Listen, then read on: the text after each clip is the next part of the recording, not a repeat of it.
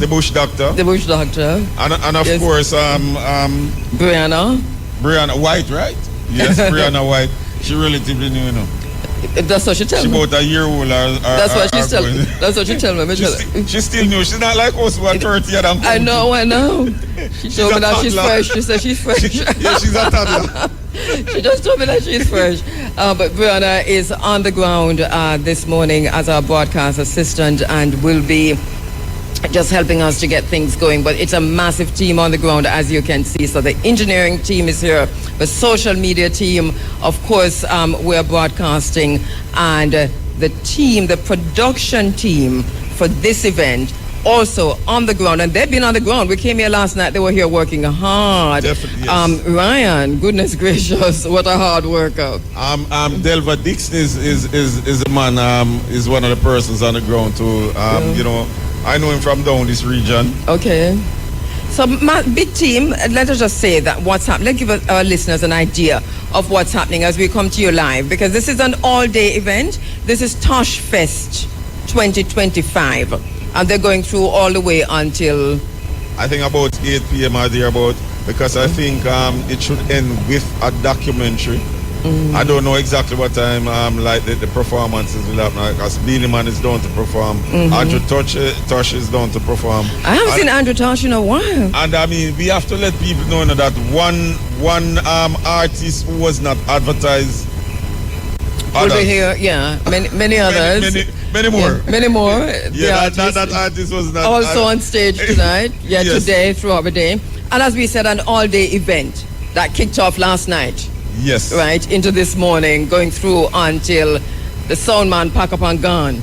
Right? It is basically... And the drinks man pack up and... Until the drinks sell off. And the food man, yes. And the food man pack up and gone. But just to give you an idea of what's happening on the ground. And if you go to our... by the way, social media is up and running. So how can people see us? You want to tell us, Tristan, how can people see and hear us? Absolutely. So follow us on all our social media platforms. On Instagram, that's RFM Official. On Facebook at RFM. On TikTok, RFM 107s. And on X at Ari_FM. So we'll be going live at approximately an hour from now. So you can check us out. All right. So we're streaming live. So what happens now? Because I thought we were live. Hey, why we're not live? No, we're now? posting. We're doing live posts right now. But you know when the real excitement starts, we'll go live. Well, the excitement starts at 6 o'clock. You know we're going to send her back to Rock Spring, where she come from. No, I think she's watching the sun. I think she's watching the sun. Okay. She rises with the sun. Let's say good morning to the people in all the villages across Jamaica. Because I don't think you know this, Nick, but me and I are from the same village, you know. Yeah. That's why we use the word village, because it's not like, say, it's a... I said village, right? I thought you were from St. Mary and she was from St. Anne. It's the same thing. It turned out to... Where you come from? You should have known. You just try to be popular. This is why every time people do that, me have a call for Shango, you know. Capleton. Capleton. But she's attaching herself to St. Mary because everybody at St. Mary they come We from. are the sisters of Capleton. Shango. I should have known where St. Mary we come from. We, me, she, Bert Samuels, Vereen Shepherd, Shango. So Erna Bodba. Where do I fit in the picture? Because I St. Mary. Barry G. What else we have there? Barris Hammond. Wow. You want me to go on? Peter Tosh.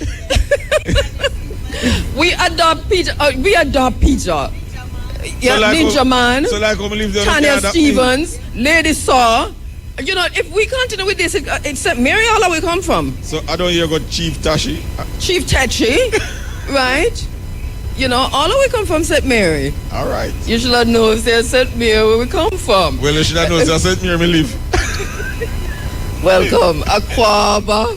I live at St. Mary for true, and I'm a neighbor. Aquaba, sir. All right, we'll take a break. We'll be right back.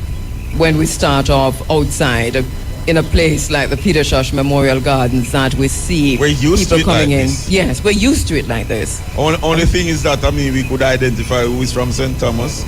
You remember the Human Trail? I mean, you keep the Freedom Trail. The Freedom Trail, yes.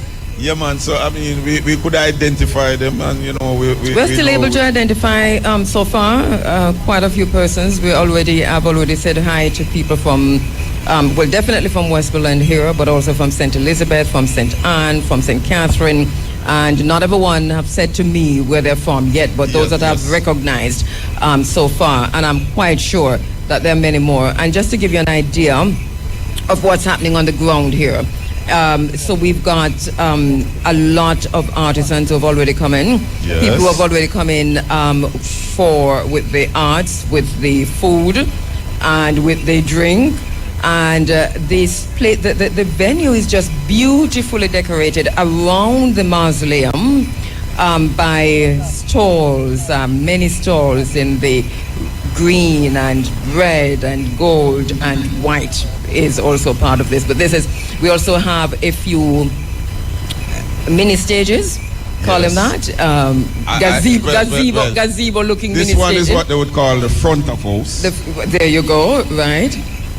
And the VIP. And the VIP. And then the main course, stage. And Ryan is going to come tell us about that right after the blessing. So we'll hear exactly what's happening here. And of course, I mean, also in the backdrop is the house.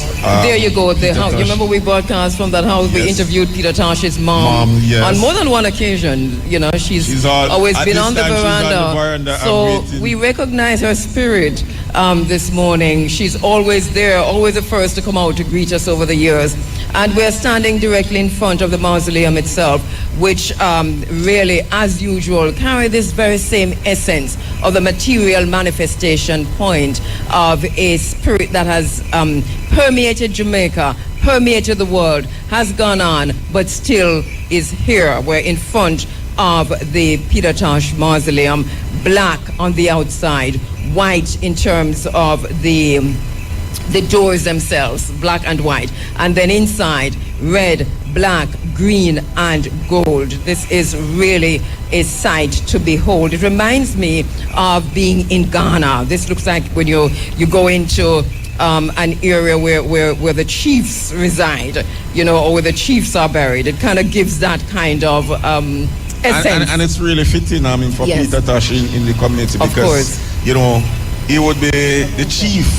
Yes. And of course, later on, we'll talk about the idea of naming the Peter Tosh village. And trust me, I can see what something like that would really do for a village that is so.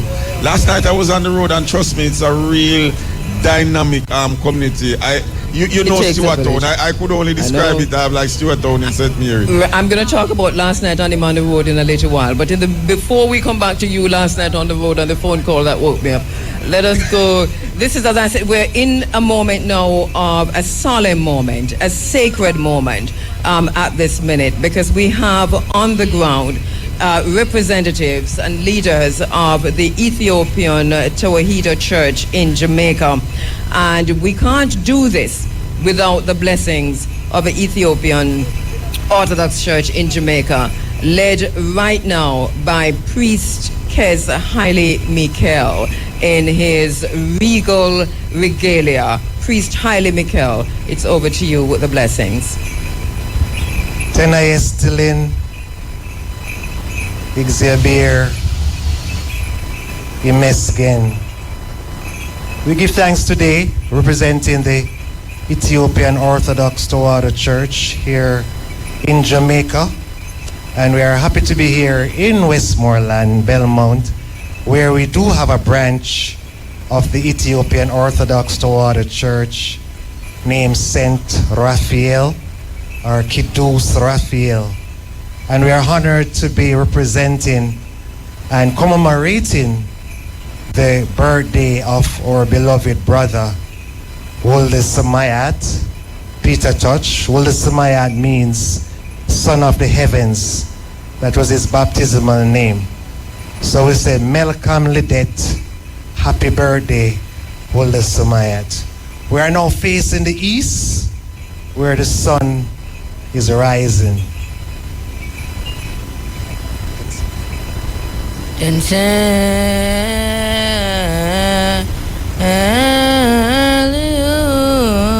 Bless the Lord.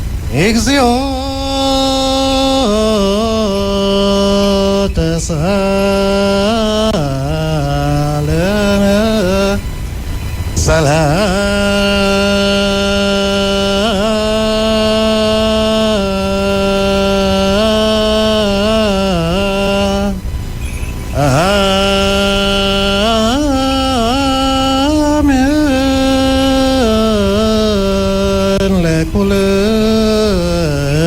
kemo Meslemen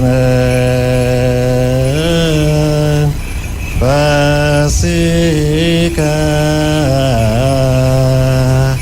Sabat wakabir leselos kidos idelo Kerelo lea bohola menfes kidos Sabat wakabir leselos kidos idelo Kerelo lea bohola menfes kidos Abola menfes kidos exene wazel fene wale alemane Sabat wakabir leselos kidos idelo Kerelo le abola menfes kidos Abola menfes kidos exene wazel fene wale alem Amen. Today we're going to take a lesson reading from St. Luke, one of the Gospel of our Lord and Savior Jesus Christus. St. Luke chapter 12, reading from verse 2. For there is nothing covered that shall not be revealed, neither hid, that shall not be known. Therefore, whatsoever he have spoken in darkness shall be heard in the light, and that which he have spoken in ear, in close, shall be proclaimed upon the housetops. I say unto you, my friend, be not afraid of them that kill the body, and after that have no more they can do. But I will forewarn you whom ye shall fear. Fear him which after he had killed had power to cast into hell. Yea, I say unto you, fear him. Are not 5 sparrows sold for 2 furlongs? And not one of them is forgotten before God. But even the very hairs of your head are all numbered. Fear not, therefore, ye are more value than many sparrows. Also I say unto you, whosoever shall confess me before men, shall the Son of Man also confess before the angels of God. But he that deny me before men shall be denied before the angels of God. And whosoever shall speak a word against the Son of Man, it shall be forgiven him. But unto him that blasphemeth against the Holy Spirit, it shall not be forgiven. And when they bring you into the synagogues, and to the magistrates and powers, take ye not thought how or what thing he shall answer, or what he shall say. For the Holy Spirit shall teach you in the same hour what he ought to say. Amen. Abetu gegete chin, kidenite chin, wala dite amlak. O eternal God, Igzihabir, we thank you for bringing us here this morning. Bless this mausoleum of our brother Peter Church, Samayat. Bless each and every one that is present here, the artisans, the vendors. We also want to bless the Hyrie FM, Kabu and her staff and her company, her entourage. Bless each and every one who organized this event. Bless the food, the drink. When we leave here to go to a different place of abode, we ask you to guide us and protect us as we continue to fulfill your will. Your son, Peter Church, did so much for Jamaica music, and his works continue to inspire us. Let us honor him. We ask of you to bless his children, grandchildren. Let his seed be established in this island, Jamaica, and shine the light throughout the entire world. Sabat lahab, sabat lawal, sabat la menfeskidus, ahadu amlak. Amen. Amen. Amen. Priest Kez Haile Mikel with the blessing here at the Peter Tosh Mausoleum. We take a quick break. We'll be right back. Tosh Mausoleum actually is. You just heard, let me just say, Nick, quickly, welcome to everyone who's coming in, right? To Yes. wherever you're coming in from across Jamaica. Thank you so much for coming into the Peter Tosh Memorial Gardens this morning. We just heard from Priest Kez Haile Mikel. And as I said when we were going to you, Priest, is that you're in your full regalia. So first of all, for those of us who do not know, because this is an Ethiopian Orthodox regalia, religious regalia. So talk to us about what you're wearing first of all, and tell us a little bit about what happened just now, because a lot of it was said in, was it Gaze? Gaze and Amharic. And Amharic. All right, welcome again, and we're happy to be here representing the Ethiopian Orthodox Tawahedo Church. As I am here now, there are Kidasi, which is service going on currently all over the entire world where the Ethiopian Orthodox Tawahedo Church is established. Also in Kingston and different branches here on the island. So the Ethiopian Orthodox Church, as you know, is very ancient church. As you can recall, 1000 year before our Lord, that's 1000 BC, the Ark of the Covenant was traveled from Jerusalem to Ethiopia by the son of King Solomon, which is Menelik I. So from that time, Ethiopia has plays a very significant role in the life of the people. After the birth of our Lord, then the Judaism wasn't ended, but Christ came to fulfill the law as it is said in the scriptures. So the Ethiopian eunuch you can find in Acts chapter 8, verses 26, was baptized by Philip. That was in 34 AD.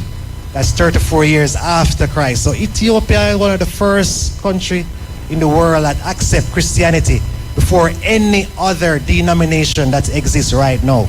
We can say that. So what I'm wearing was what Aaron, which is the brother of Moses, wore during his ministry.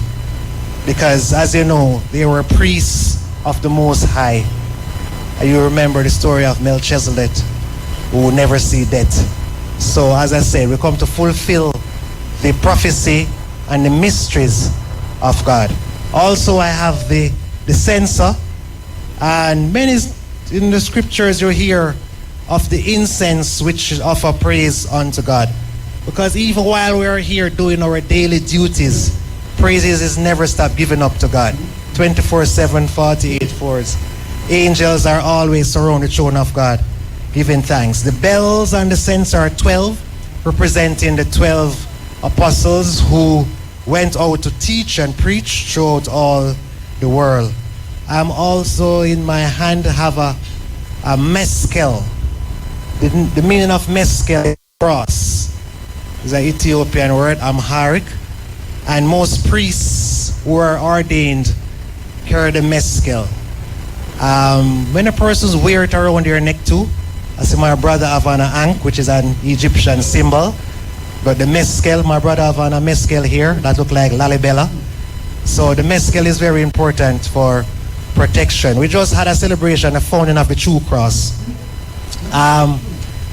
Continuing with this around the meskel is we have to mention the Mother of God, Kidis Dingel Mariam. When she ascended, she gave this fabric to one of the disciples to remember her. So everything in the Orthodox Church is very symbolical and have meaning. Nothing that we do is without meaning. And of course, I want to thank whosoever is here can consider you as angels or the congregation glorifying God. Because if we don't do it, he say we'll rise up the stones, the leaves, the trees. Peter touched in one of his songs saying, Ixia Beer, a popular song. Of course. Let God be praised. And the umbrella, we didn't see the umbrella. The umbrella, yes. So with me, I have a deacon, His name is Deacon Haile Selassie, because in the Orthodox Church, when you're baptized, you got a name. My name is Haile Michael, meaning power of Michael. And as you know, Peter Touch baptismal name is Holy Samayat. Holy means son, Samaya means heaven. So he's the son of the heavens. So the umbrella represents the hovering of the Holy Spirit, which is a shield and a protection. And as you can see, the deacon has in his hand, that's a processional cross, which leads the way, which is considered also as a medicine of our soul. And the deacons are fairly young. Yes, I want to ask, what's the procedure? What's the requirement to be like a deacon, a priest? Because the deacon seem to be about 12. Well, he's actually 13. You're right. Yes, well, you're close. 13 is a baker's dozen. Yeah. All right, so within the Ethiopian Orthodox Church, we have several sacraments. So one of the sacraments is ordination. You have to be ordained by a priest or a bishop. Well, a bishop. But I am a priest, I'm ordained by a bishop. Also, a deacon have to be ordained. Why we ordain them at a young or a tender age? Because we're to maintain their purity. Because a deacon have to grow in the right way, moral, and also not to give over his body to different things in the world. So from this age, if he bring up in the church, he can grow in, be married if you want to be married, because you have deacons that are celibate, they man unmarried. So now we have to be guiding him and strengthening him in the church.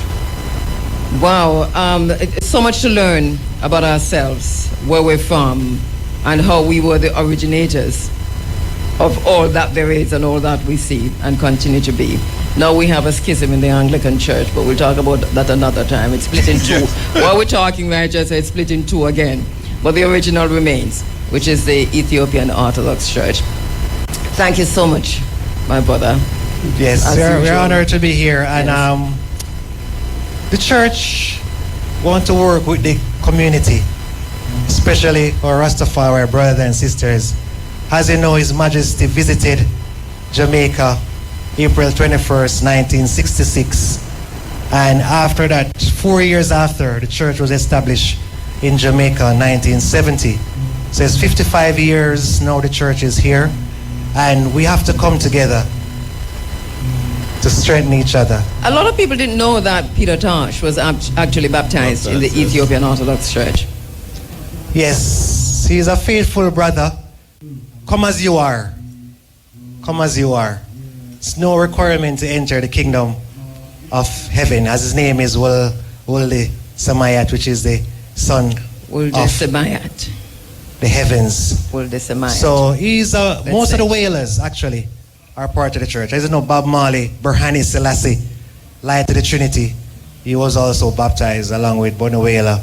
And most of the whalers and of course, were baptized. Nana Rita Marley is also... Yeah, Ganeti Mariam, Yes. she's also a member. And most of his children. Yeah. So the church is here Yours to is offer history. service. The church is here to offer the service. Whether you're a Bingi Bobo, whether you're Afrocentric, the entire Jamaica.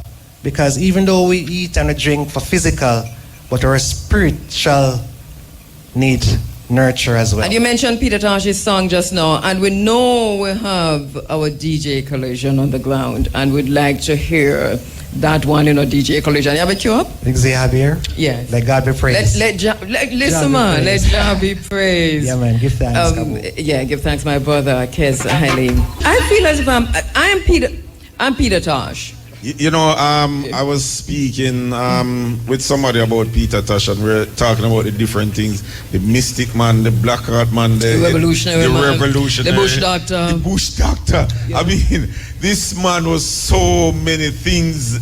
You could pick which aspect of Peter you want to celebrate, which to aspect tap into. of Peter you want to highlight, which aspect you want to be. And you're good, and if you pick the revolutionary like Niambe, then goodness gracious me. Niambe Tosh, how you doing, my sister? Long time. I'm doing very well. Very, very well. Good to see you again, once again. On this property, I mean, in this space, this material manifestation point. Yeah. It's been a while. Yeah, it's been a while. It's definitely a homecoming, although I come here, all the time. But for us to have the Earth Strong celebration here, it's been so long. And yeah, but this has been your dream, right? As a daughter of Peter Tosh. This is something that from day one you have been fighting for, not just fighting, but also doing. What came from the knowledge of the Lebombo women in the Lebombo Mountains, from the Lebombo bones, who were calculating their menstrual periods. And this is what we have not owned. Right. If we own this, can you imagine?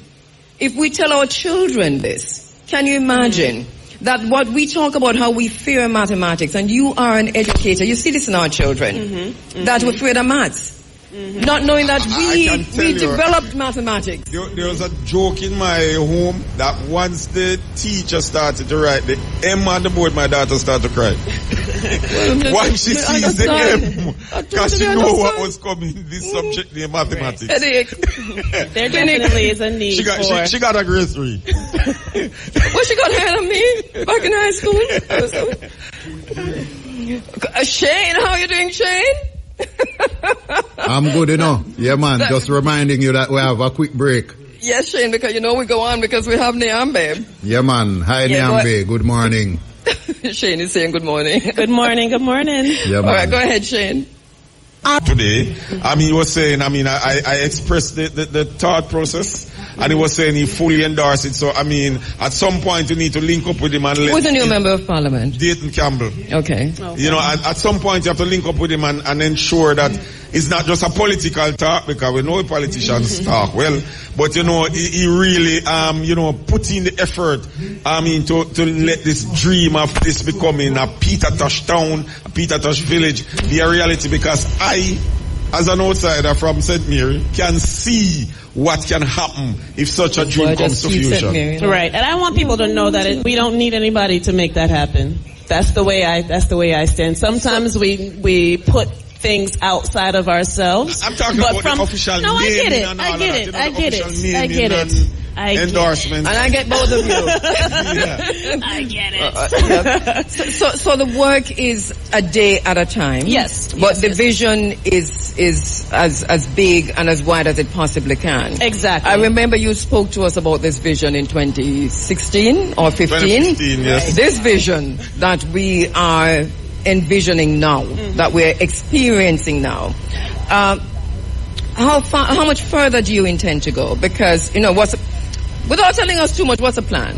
Right. Well, there's tell everything, man. All right, tell everything. Right, there's no glass ceiling, but this particular, we want to make sure we have artifacts here, so that it not only has his mausoleum and my grandmother's house, which are one of the main pieces here. It is, but want to bring different artifacts that, some of his belongings here. So there's also like a museum element to the property as well. This is where Peter Tosh grew up, is it? I know, yes, not fully, but for most of his life. Yes, he was here, and then he lived with his aunt in Sav, that's where he used to watch a man play the guitar and learned how to play the guitar himself. Yes. So a huge part of his early childhood was here. So that the idea is to bring the museum in. Yes, because there's a museum now in Kingston. So we want to make sure people have just different things to look at when they come here, and then so depending on which side of the island you're on, you can have a touch of Tosh. On any given day now, what is available to the community and to the wider public? Right. Right now, this has been always open, so people are always coming in to visit and pay their respect. We do have some merchandise on site. That's always available. We wanted to talk to you about that, because we see the Tosh Fest shirts all around, but we don't get none. You didn't get it yet? Bridget looks done and we don't get none. We were looking for you all morning. Oh, goodness, really? Let her. I wonder where you're looking. In the dark. I was looking in my hotel room. Okay. I know you. Because we were on the venue. You're forgiven. But there's merch. Yes, around yes, Peter yes. Tosh. Always been, as a matter of fact. Yeah, so we have it definitely available at petertosh.com. So it's been available for a while, but there's a lot of work that needs to be done here now so that it's accessible on island. So globally, you mentioned tourism just now, and I can see it's ecotourism, Yes. obviously. Talk to us about the plans for that and where you are now with that. Right. We're right in those kind of beginning steps to really get this particular landmark official, and then also, like I said, the Greater Peter Tosh. We're working with different community members to make sure that as we grow this, we keep the community in mind and make sure that their needs are met. We have a partnership with the Bluefields Basic School, Belmont Academy. There's been conversations about making that officially Peter Tosh High. So there's lots that's of brilliant. the principal, Mr. Ray Rayon Simpson. Rayon, are you here? Hey, Rayon. Good morning, Rayon. He's probably in the farm and probably coming later. Yeah. But I think that's a brilliant idea, to bring the community in like that. Today, as a matter of fact, and one of the things you've been telling us, and Ryan has been talking to us about that too, is the extent to which the Peter Tosh Foundation is intent on making this about community. Exactly. This is critical to you. And what does that look like? I think that sometimes I don't want it to be where we come in and just do what we think is best. It's important that we understand that we're a greater part of a community here. Half the people in the community are my family anyways. You know, every time I'm every that type year, of community. I Everybody's meet- a cousin. I meet a new cousin. I meet a new family member, and so it's very important that we solidify those relationships and uplift the community, because once you develop here, everyone benefits, and that's the ultimate goal, is to make sure that we see that through. And I must tell you, when we had that discussion, that was what energized me. That was what spurred me to say, you know, we must be here with you this morning. The thought about, you know, uniting the community, you know, for a greater cause, for a greater good. I mean, I felt that, and that is why I'm here this morning, this Sunday morning, with the sun rising on me outside. Yes, and that is why when he called me about it, I said, yes, we'll go. I'm not leaving you. I'm not doing it without you. Because I think we understand it at that level. Yes. You know, the fact that this is always a community project. In the name of Peter Tosh, let it be community is what it has always been. And so we're really happy to see that. Are you getting a really good feedback from the community, or is this taking a little bit of time? I'm getting great feedback. You know, we had a huge focus in Kingston for many years as we grew and developed the museum and what we have there. But this is really a homecoming. And when I started to mention that, you know, Tosh Fest is coming home, the pride and joy and happiness that, you know, came on people's faces when I came and, you know, talked to the neighbors and see how they felt. And it was something that it's mutual. You could feel that they were really excited to have it back. And this is a massive venue. I remember the last time that you literally pushed back. Is that still? Yeah. Because you went on the back? Yes, I mean, but last time we were like around the back. Yeah. So it's really massive. It's really massive. It's a large piece of land, and there's lots of, you know, opportunity as we can develop it. I can tell you, however, that as the festival grows, you are going to wonder where that space you are now talking about. I know. I'm already seeing it. Well, some of us will be in the ocean. Keep the sea free. Free access to the beach. Right? All around. As the festival gets bigger, the beach is going to become inaccessible. No, they will go on thief the beach. Exactly. They must capitalize on what's happening here. Niambe, I know you're going to be here all day, so we'll talk to you again. And we really want to.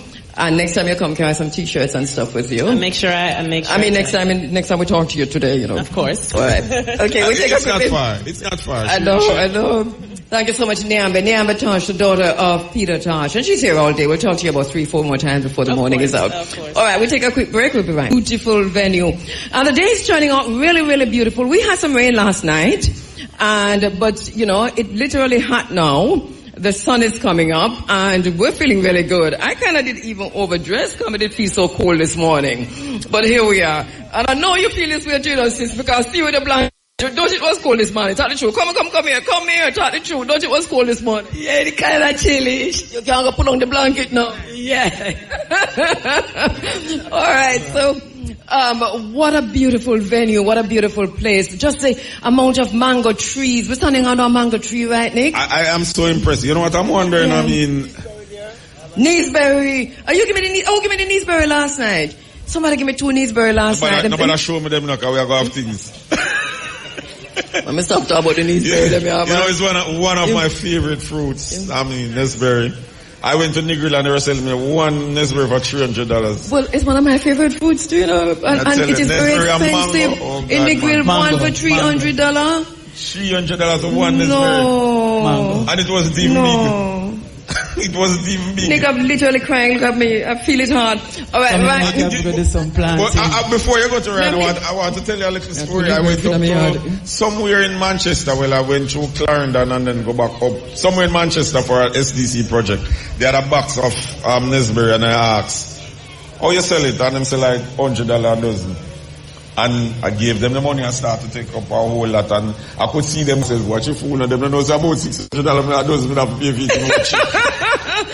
Is very expensive. So they were thinking they were winning, selling me a dozen Neesberry for $100. And they don't know. I mean, that is 1/6. But you talk about the people I'm talking about what your business car. We go far go by Neesberry.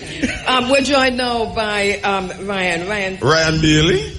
Ryan Bailey, who is related to all the way. I don't know if he's a cook or a bottle washer or both. But him heading is all.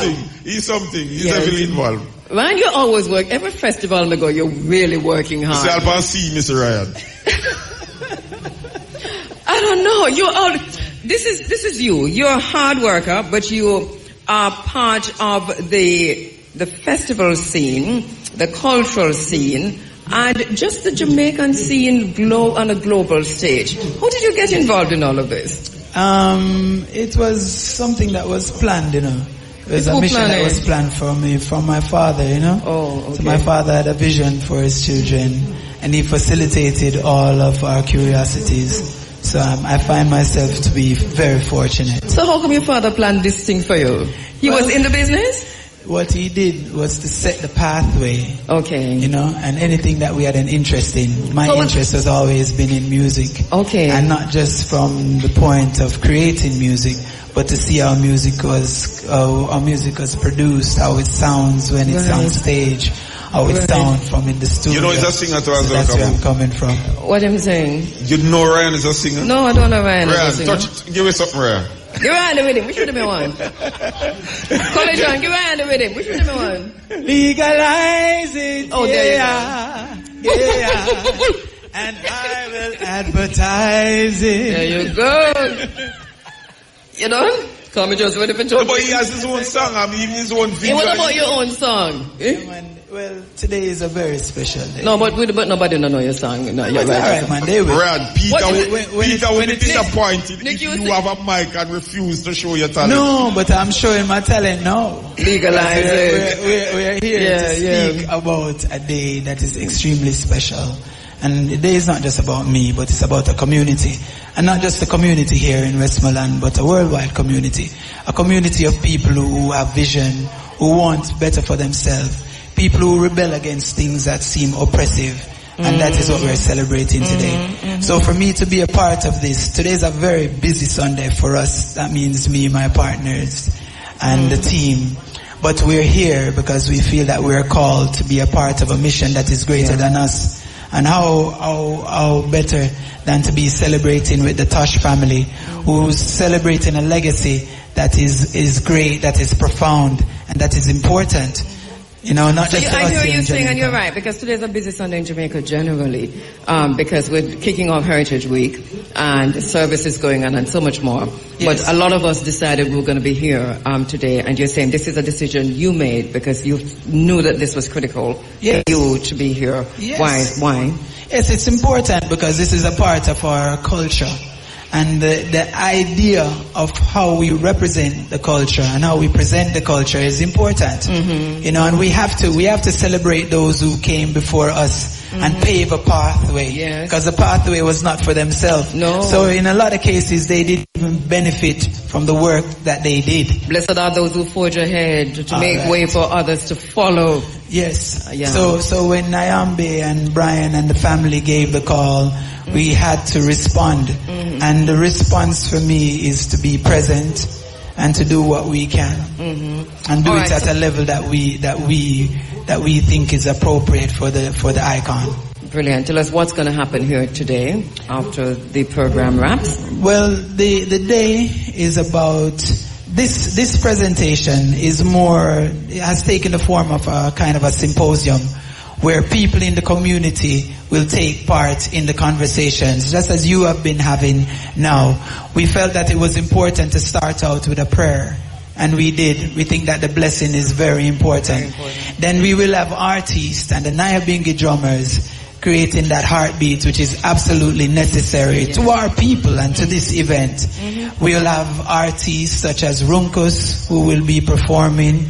We have a host of upcoming superstars that they don't even realize that they're stars within their own right, but they're going to be presenting right here on this stage.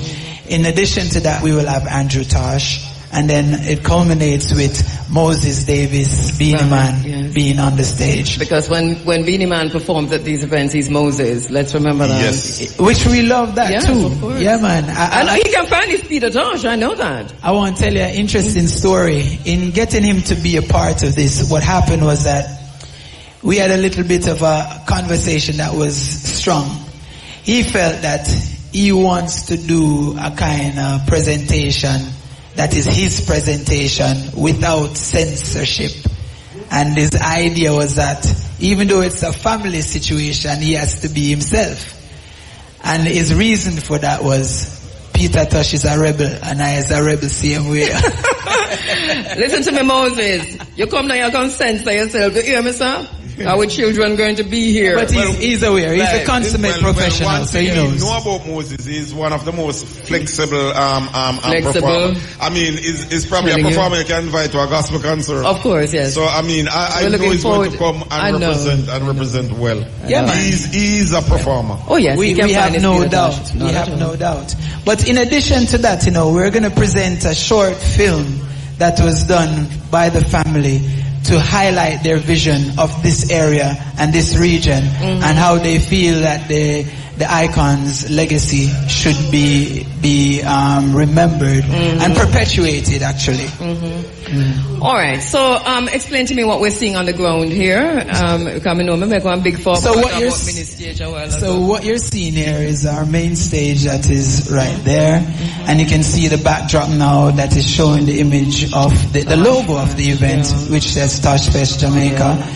We have an area where our specially invited guests can come and sit. We have an area to the left that is the same thing there, as well as to the right. And as you can see, the energy and the feeling here is kind of a free flow. Yes, we're not putting no wire fence around nobody. Drive the earth right full wheel. We'll on him on no wire fence. You know, I told him that. That Peter would say that. He did. We had a conversation about this very space that we are standing, and I believe that this is sacred ground because this is a resting place for one of our icons.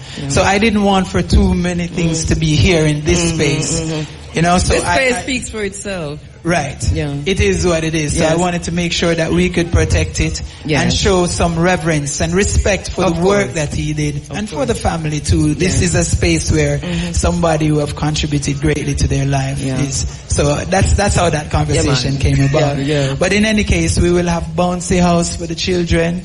As you can see, we have vendors in our food court. We have artisans, people prepared to ensure that the community and those who will be traveling from far and wide, even from foreign, to be a part of this, that they'll have a great time.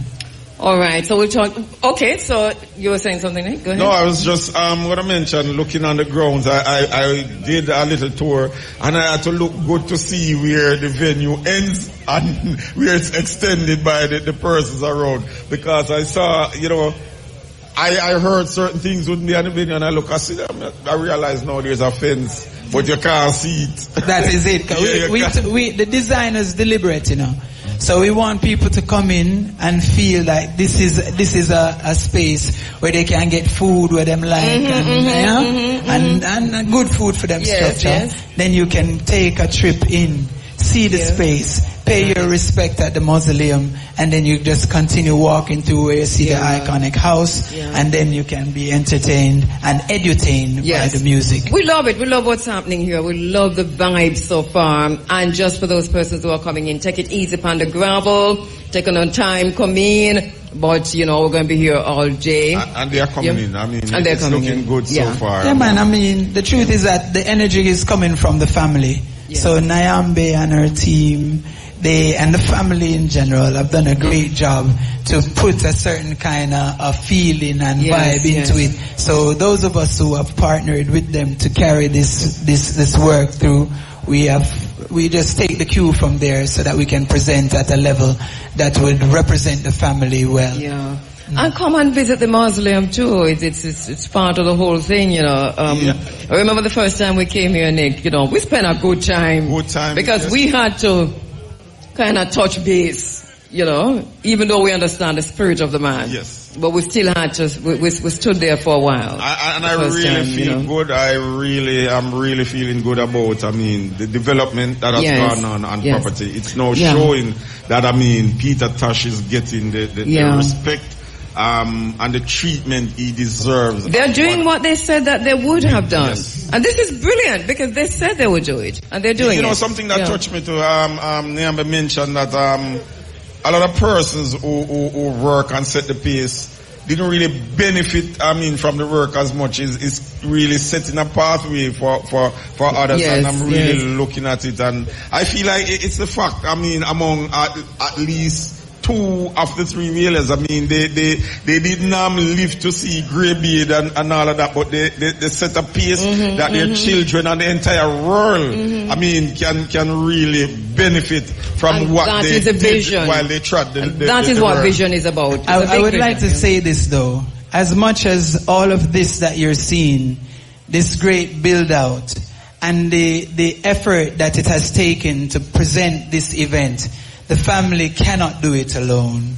And I would invite anyone who have the vision and can see that it takes resources and great resources to make great vision like this come alive. Come and join the family now. They need the sponsorship. We need that kind of injection in these types of celebration.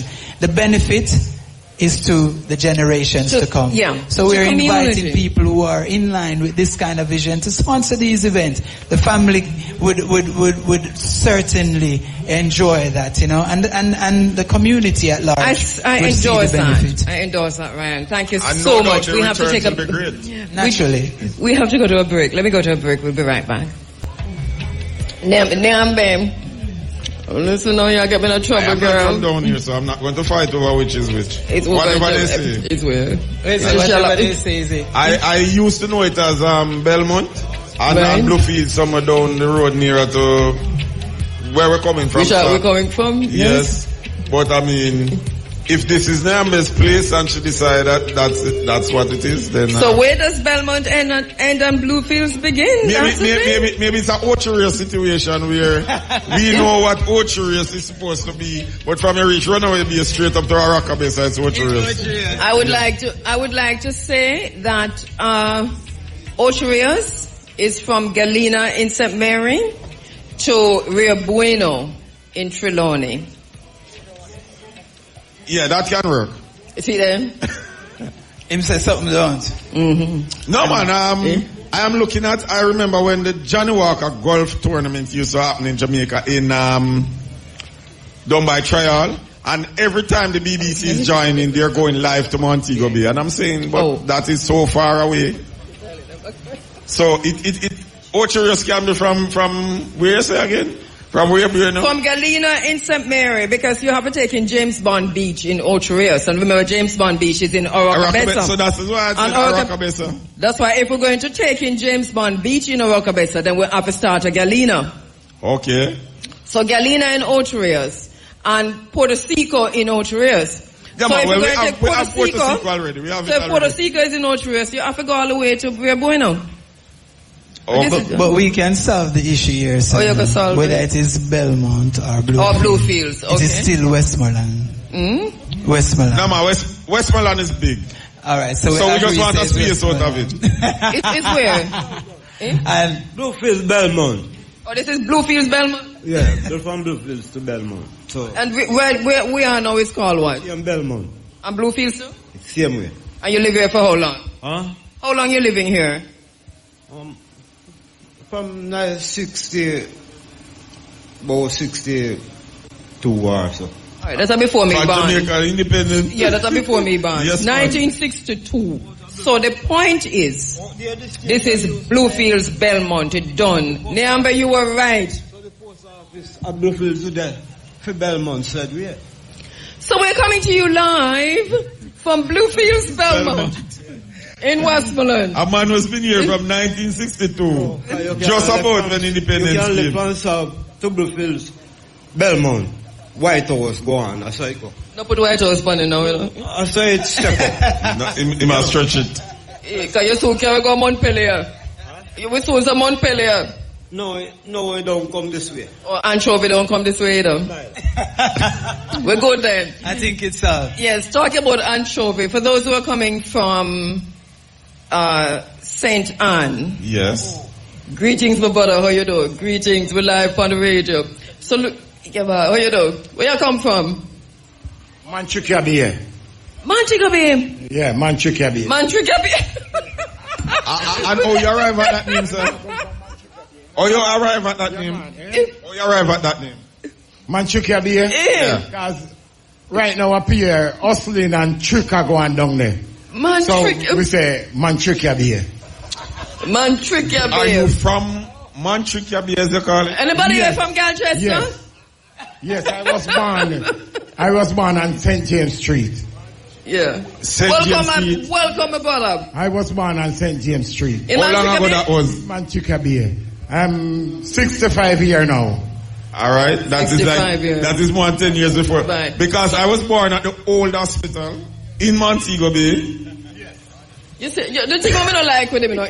All right, I'm from St. Mary.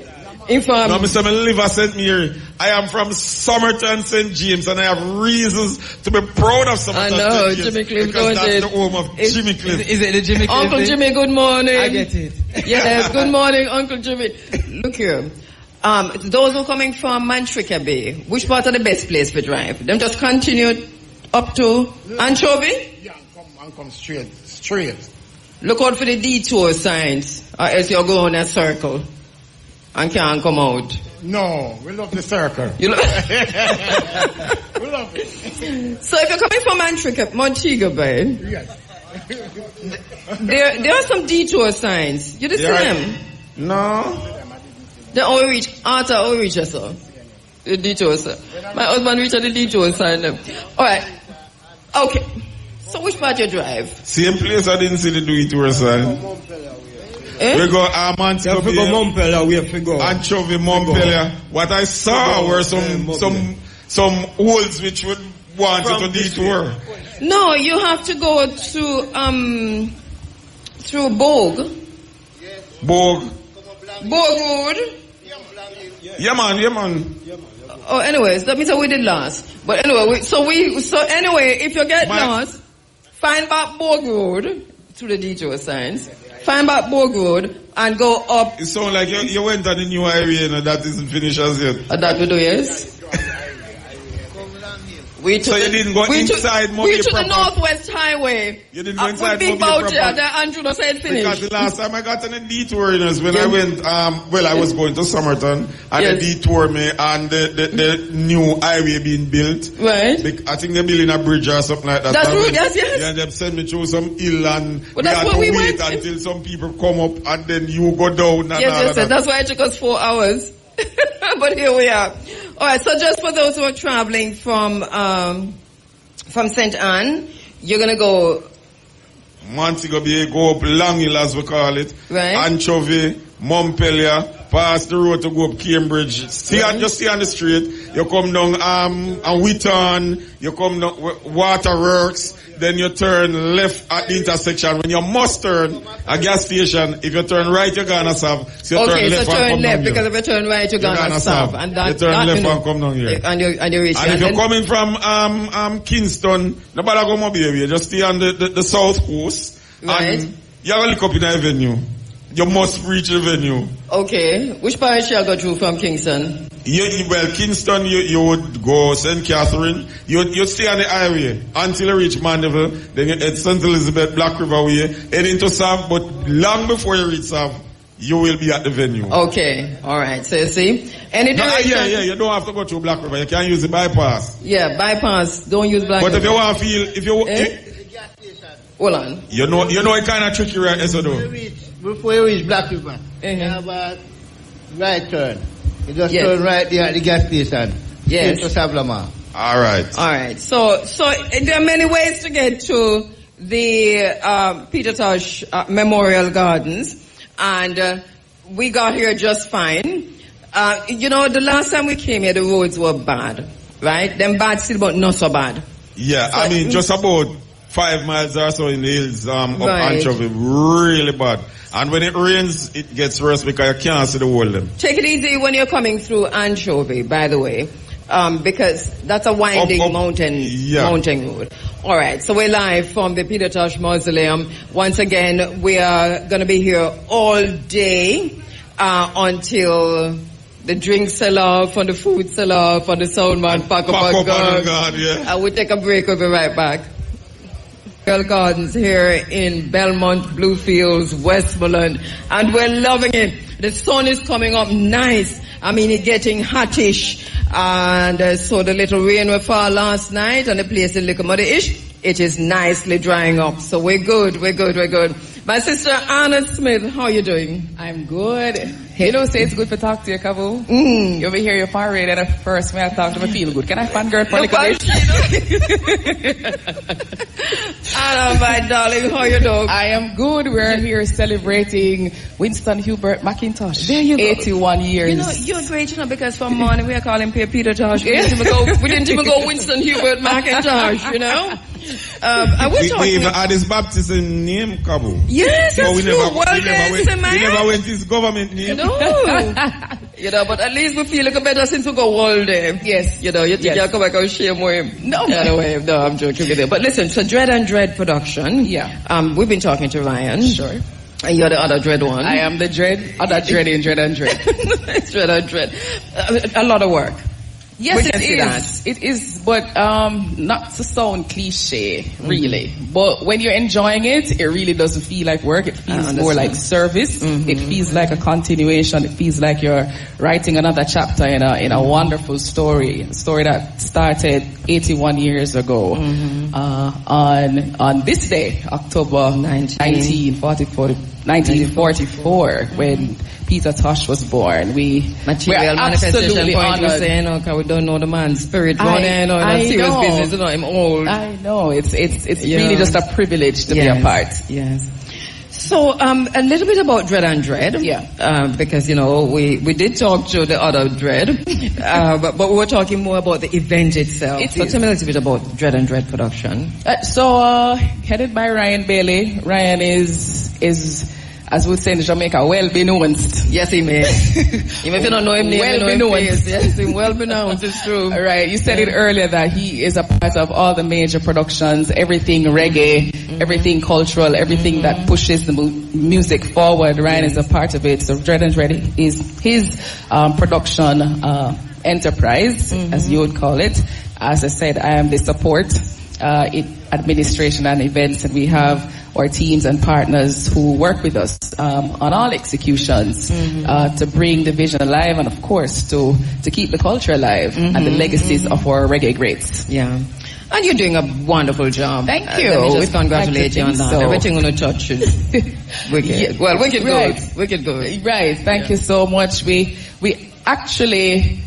am actually quite pleased. This is the first time I've being at the mausoleum, actually. So it's kind of a spiritual experience for me. So this is what being a part of these experiences bring, you know, the exposure and the further immersion in the culture. So we're happy that Dread and Dread, thanks to the Peter Tosh family, in particular to Niambe, for bringing us on board, you know, to share in And part of this, and Ryan was saying it to us, is that Dread and Dread, you are consciously aware of the fact that this is part of, when you talk about Peter Tosh and Tosh Fest, you're talking about community development. Yes, and we share the same vision that IRI FM shares. You know, IRI is reggae radio. You know, congratulations on 35 years, by the way. You're number one for 35 years. Number one, the only one. Yeah, only one. One IRI. Yeah, one IRI. One IRI. One IRI. One IRI. Chat to your back. Hey, one IRI FM. So we share the same vision as IRI FM has. You've been part of the Peter Tosh story, so have we. You know, it is the promulgation of reggae, and if I could borrow the slogan from another event, it's preserving reggae. Yeah, is what we are passionate and protecting about. our heritage is what we're doing. And to me, I feel the very same way, right? You're talking about now, which is to say that it is our time and it is on our watch, and if we do not do it, for our children, for ourselves, but also for our children, and for posterity, how do we even look at ourselves? Exactly. And I was thinking to myself on the drive down, is that how many people are below our ages? Me look young, but me a big man. Yeah, me. You know? How many people below our ages know about Peter Tosh? You know about what he stood for. Know that he was likened to he's like Malcolm X in the States. That same rebellious. And it's interesting that you're saying that, because at the University of the West Indies on the 23rd, the symposium, which is going to be, the guest speaker is, a keynote speaker is Clyde Mackenzie. That's a topic, you know, which is to say, one of the founders of IRI. Right, which is to say Peter Tosh, in the vein of Malcolm X, I don't remember the exact thing, but Malcolm X is a comparative study for that symposium on the 23rd at N1 UA. Right. So he had that same vision for Jamaica. I mean, years ago when cannabis was legalized, I said to myself, yes, Peter, we finally legalize it. We stop criticizing it. them said them decriminalize, we are waiting for them legalize. I know, using the correct term. So, right, isn't it though? Yes. Because that was his fight. Yes, it was his fight. Rastafari's fight. Right. But Peter was the voice that carried that message. Yeah, man. Buckingham Palace is no joke. Collision. DJ Collision with buck in hand. We can't do Buckingham Palace right now since we're there, so you know. But light up your chalice, and of course you talk about legalize it, which we want to hear later on also. Yeah. But to come back to community development, this is all parts here in Westmoreland, Belmont Bluefields. Nick, where are you? You know, I'm by the food court. You know, that is always my favorite place. Okay, to be. great. Yes. Good. I mean, sun up and all of that. So it means, when sun up, the gas need to go down. That's right. So we are here. Right now, I'm at a stall, Blue Oceans. Yes. Blue Ocean Suns. Yes. And they are one of the persons, providing food on the venue. Hi, welcome to the Heroes of IRI FM. Thank you. Good morning. How are you? I'm good. And you? I'm great. Doing great. Can you tell Jamaica who you are and what your establishment is all about? Okay, so my name is Barbara Dixon. I'm one of the owner of Blue Ocean Sands Restaurant and Bar in Belmont, Westmoreland. And today we're here at the Peter Tosh Foundation. We doing like food like fish, Akin saltfish, breakfast, kalaloo, festivals, bami, you name it, Jamaican breakfast. All right, so Blue Oceans is one of the restaurants in the community. What you think about the idea of, the community coming together and making it a Peter Tosh town, a Peter Tosh village, and the community really benefiting from the name Peter Tosh and the international acclaim of Peter Tosh? Okay, so Peter Tosh is Belmont, and for Blue Ocean, we really love, Peter Tosh. Blue Ocean is a restaurant, as we With the restaurant, we also have the picture of Peter Tosh. We play the music, we love the music, we love the person. We love everything about Peter Tosh. My husband is a Peter Tosh person. So, being here today is a pleasure to be a part of it, to be honest. All right, it's breakfast time now. Breakfast ready? Yes, we have breakfast. We have festival, we have breadfruit, we have akin saltfish, callaloo and saltfish, we have callaloo, we have fish, and we have, ground provision like yam, banana, and stuff like that. Right, so like everything one would need for the breakfast. You just don't have bread and egg? No bread and egg. All right. So everything we would need as Jamaicans Jamaica is probably the only place people eat rice and peas and chicken for breakfast. Yes, that's true. Okay, so that. All right. So want to thank you very much for speaking with us. Thank you. Thanks for having us. And, welcome to Belmont. And hope you had a good time today. All right. So, if you will, of the mausoleum right now as we come to you live from this space. And my brother, how you doing? Good morning, sir. How you doing? Morning, good morning. You're coming in from far. Where you coming in from? St. Mary, Boscobel. Wow. Yes, you're coming from far. So, what time did you leave out last night or this morning? From Saturday night. Alright, so I've been at the beach, but me never see nothing. But I was here last night, but rain was falling. So that's why I kind of not stay too long. When you came, so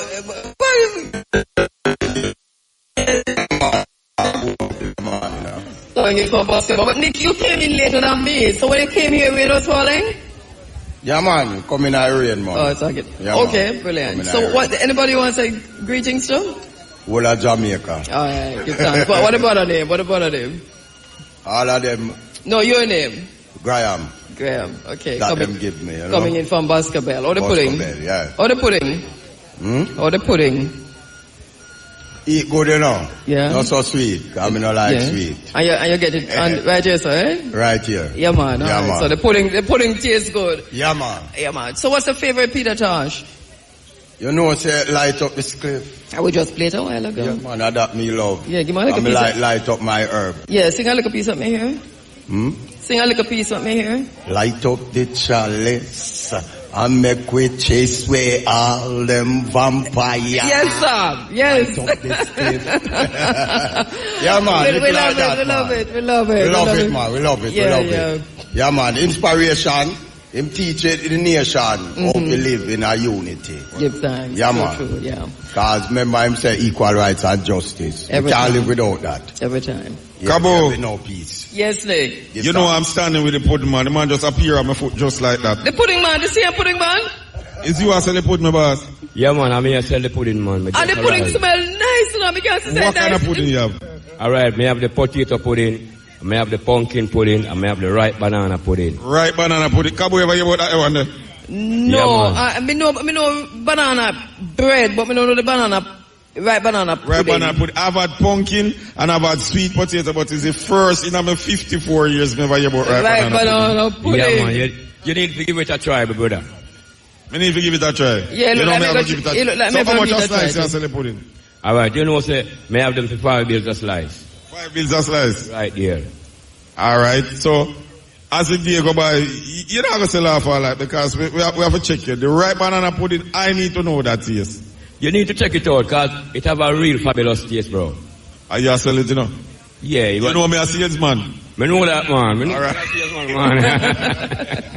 So, Cabo, we by the day end, we must be able to say what ripe banana pudding tastes like. That's right, and I'm waiting for that too. Exactly. Yeah, alright, so, Nick, we're here under the theme, equal rights and justice, in the name of Peter Tosh. And as you know, and as you can see, people are coming in from all across Jamaica. We have representatives on the ground who are fighting for equal rights and justice right now as we speak. They've got cases in the court. Can you imagine Jamaican people taking them own government to court? But if one place we're going to talk about it is right here, so at the Peter Tosh Memorial Gardens. Kabu, just before you talk about it, I want to remind you of a conversation we had many years ago, probably about 6-7 years ago. Mm-hmm. We were talking about justice, and you were mentioning that, well, I think it's probably more because your daughter was much younger, was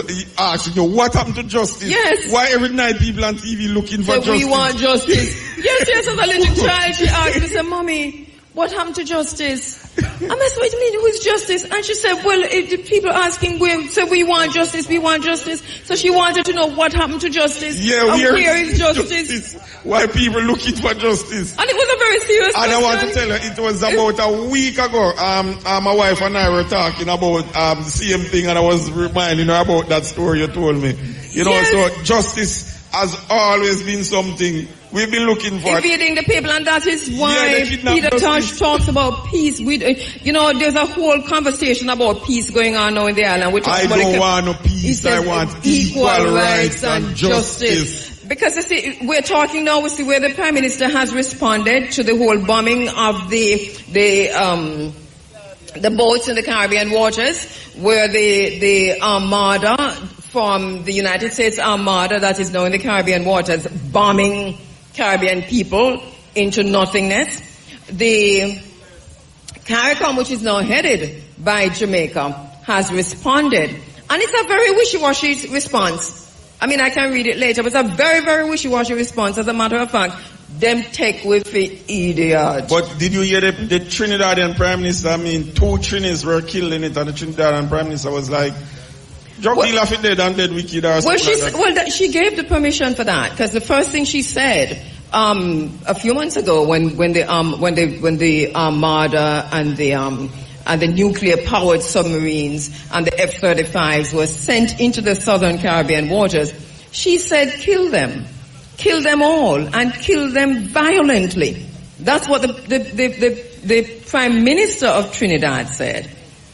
Now we have there's a civil society group in Jamaica that has also responded pretty late, but they have come out to say the Caribbean should be a zone of peace. We see former Prime Minister P.J. Patterson has come out to say a similar thing. And now we have CARICOM talking about the Caribbean being a zone of peace. The problem with that is that the Caribbean has never been a zone of peace. The Caribbean waters has never been a zone of peace. So they're fooling themselves, and in the meantime, trying to fool us. But we'll get back to that later on. But as we come in the name of Peter Tosh, and as we say equal rights and justice, and like Peter Tosh, we don't want no peace, we want equal rights and justice. And he said this for a reason, you know. Mr. Wilburn, sir, how you do, sir? I'm good. From JABEM. Thanks for having me here this Portland morning. And Portland Environment. Yes, I'm from the JABEM, Portland Environmental Action Group, as well as the Blue Lagoon Alliance. This is Mr. Wilburn Carr. You've been one of those who have been really fighting hard for the preservation and for of access to the Jamaica's salt water, Jamaica's beaches, Jamaica rivers, fresh water, you name it. The Blue Lagoon was a thing that really jolted you, first of all. Yes. Remind us of that. And that fight continues today. I just want to say that I'm here because one morning I was called by a member of the Blue Lagoon Alliance to say that a promise that was made after the Blue Lagoon closed down was not kept. And this promise was made by the Portland Municipal Corporation, there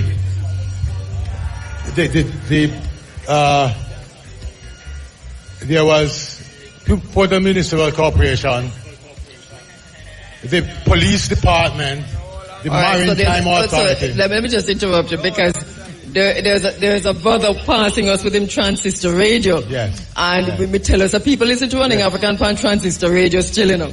And so we're getting that delay. Give thanks, my brother, with the transistor radio. He's going to hear me say that, you know why. Greetings. Where you come from? Which part you come from? Wait, let me soon come, Mr. Carr, because this is something else. Where you coming from, my brother? Where you coming from? Where Westmoreland, man? Westmoreland. We love the transistor radio, man. Yeah, Cabo.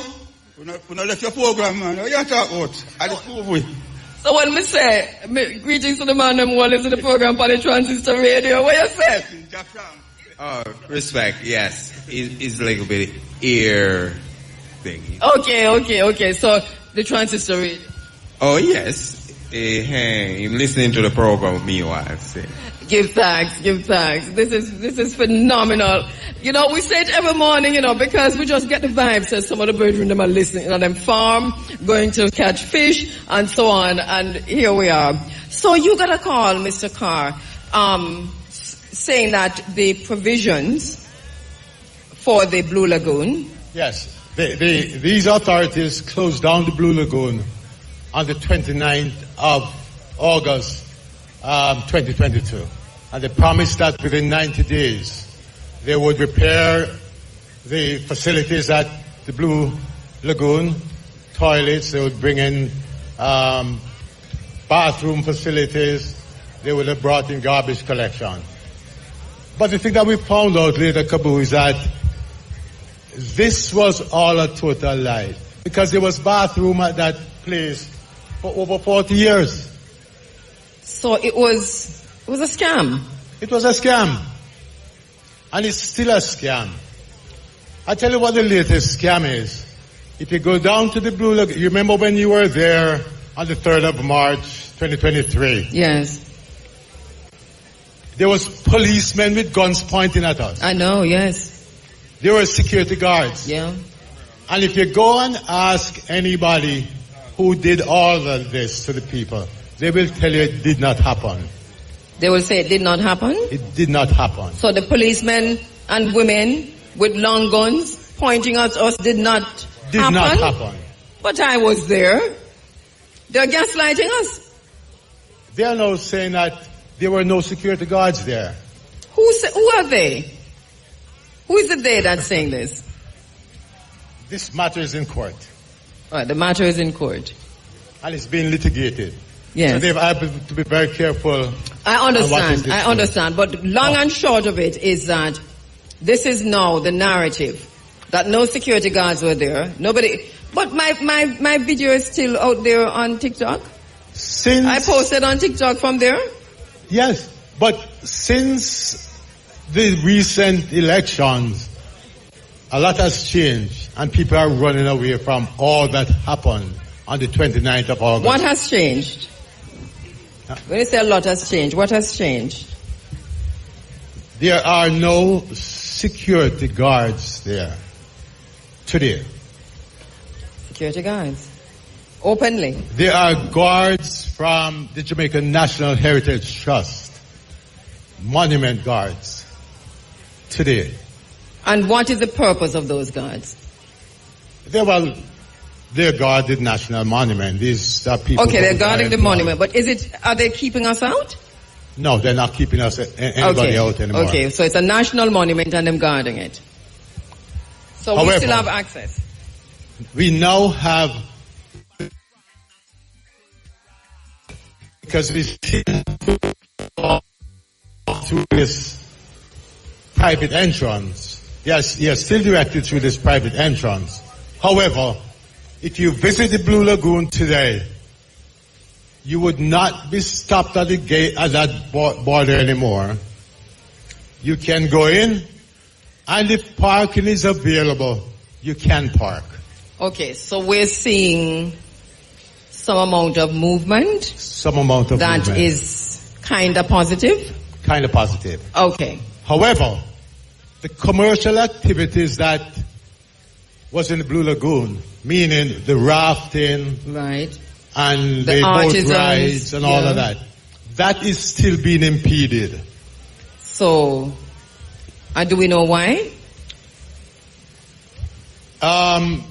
Some licenses are being held up, and we are asking the Jamaican National Heritage Trust to hasten to allow rafting to return, because the fact is we can fix that while all the court cases going on. Mm-hmm. However, our real case is about access. Yes.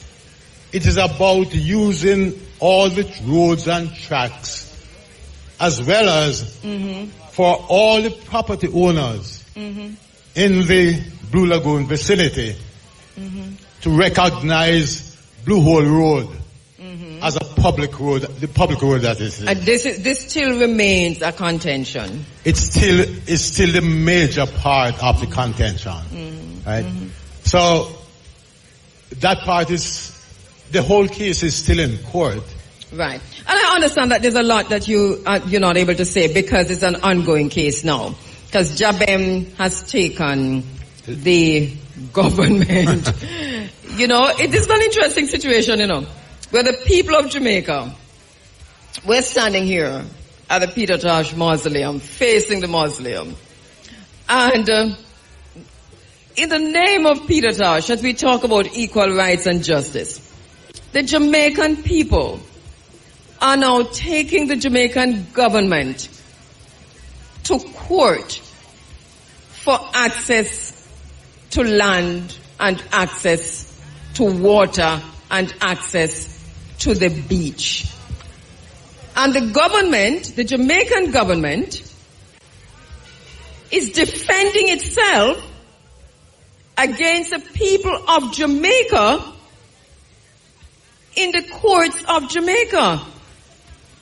I couldn't make this up. This sound like it sounds dystopic. Let me tell you. In Westmoreland, Belmont Bluefields, Westmoreland. What a beautiful day. The sun is out in all its glory. We are sweating now. And we're sweating for more than one reason, because we are people who are hurt. We have gone beyond. All right, so the sister Karen Kane can give me in the middle of this. We need a cane while we're sweating. Thank you so much, my sister. Thank you so much. What is this? So talk to us now about this colonial document which the government of Jamaica has unleashed on the people of Jamaica and is now weaponizing against the people of Jamaica as we stand here in front of the Peter Tosh Mausoleum.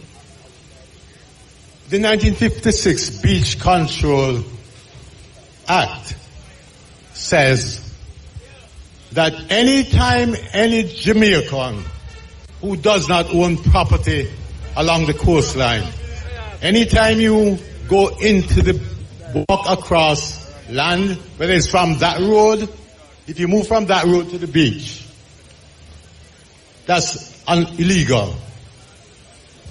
So Jamaicans really has no right to walk.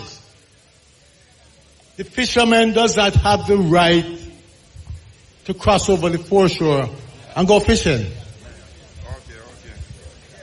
Every time a fisherman goes out to the sea, he does that by permission.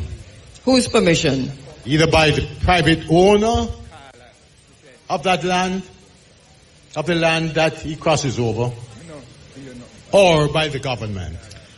And by the government, you mean the government whose head of state is the King of England, Charles III. The fact is, Kabu, as you touch the water, if you go in that water, it is subject of the crown. In other words, owned by Charles III. Right now as we speak, in the news, the Duke of York, who is a brother of Charles, King Charles of England, has retired his titles, his dukedom, and all of his knighthood because of pedophilia. Because of alleged pedophilia. He has retired all of this. And right now as we speak, the British monarchy is in turmoil over treason relating to spying with China and pedophilia. And this is not new to the British monarchy. And yet you're telling me that the people of Jamaica cannot access their own beaches because of a law that the current government of Jamaica, 1956 colonial law, continues to weaponize against the people of Jamaica. We call on the government of Jamaica to repeal the 1956 Colonial Beach Control Act. We call upon the government of Jamaica to immediately repeal the 1956 Colonial Beach Control Act. Can we get the people at the Peter Tosh Mausoleum, the Peter Tosh Memorial Gardens, to join us in that call? Let us say repeal the Colonial Beach Control Act. Say after me, repeal the Colonial Beach Control Act. Me not hearing no. I'm not hearing no. Repeal the Colonial Beach Control Act. Repeal the Colonial 1956 Beach Control Act. Go down, Babylon. Go down.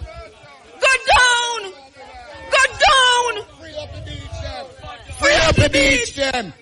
Free up the beach, them. Go down, Babylon. Free the beach.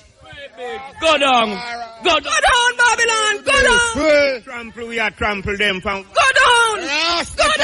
Sister. Go down. Free the beach. Babylon. Free up the beach, them. Free the beach. Free the beach. Free the beach. This is damn foolishness. Yes, my brother. Last Sunday, there was a big spread. And I'm not taking back a word. It's damn foolishness. Yes, my brother. Last Sunday, there was a big spread in the Observer. It says that criminals have taken over Little Duns River. We saw that. Jabem rejects that. No, all of we reject that. Jabem rejects that. But listen now, where did they get this thing from to say that criminals had taken over Little Duns River? This is a Jamaica Observer. Where did they get this from? My question, you can't who tell owns me. the Observer? Who owns the Observer? Or maybe somebody know and I don't know. But the question is media ownership. It always goes back to media ownership. So who owns the Observer? And I call upon the editor of the Jamaica Observer to review what was said. To withdraw that story. Because it is still there. It still can be found. So basically what happened is that the fight continues also for Little Duns River. The fight continues for Little Duns River.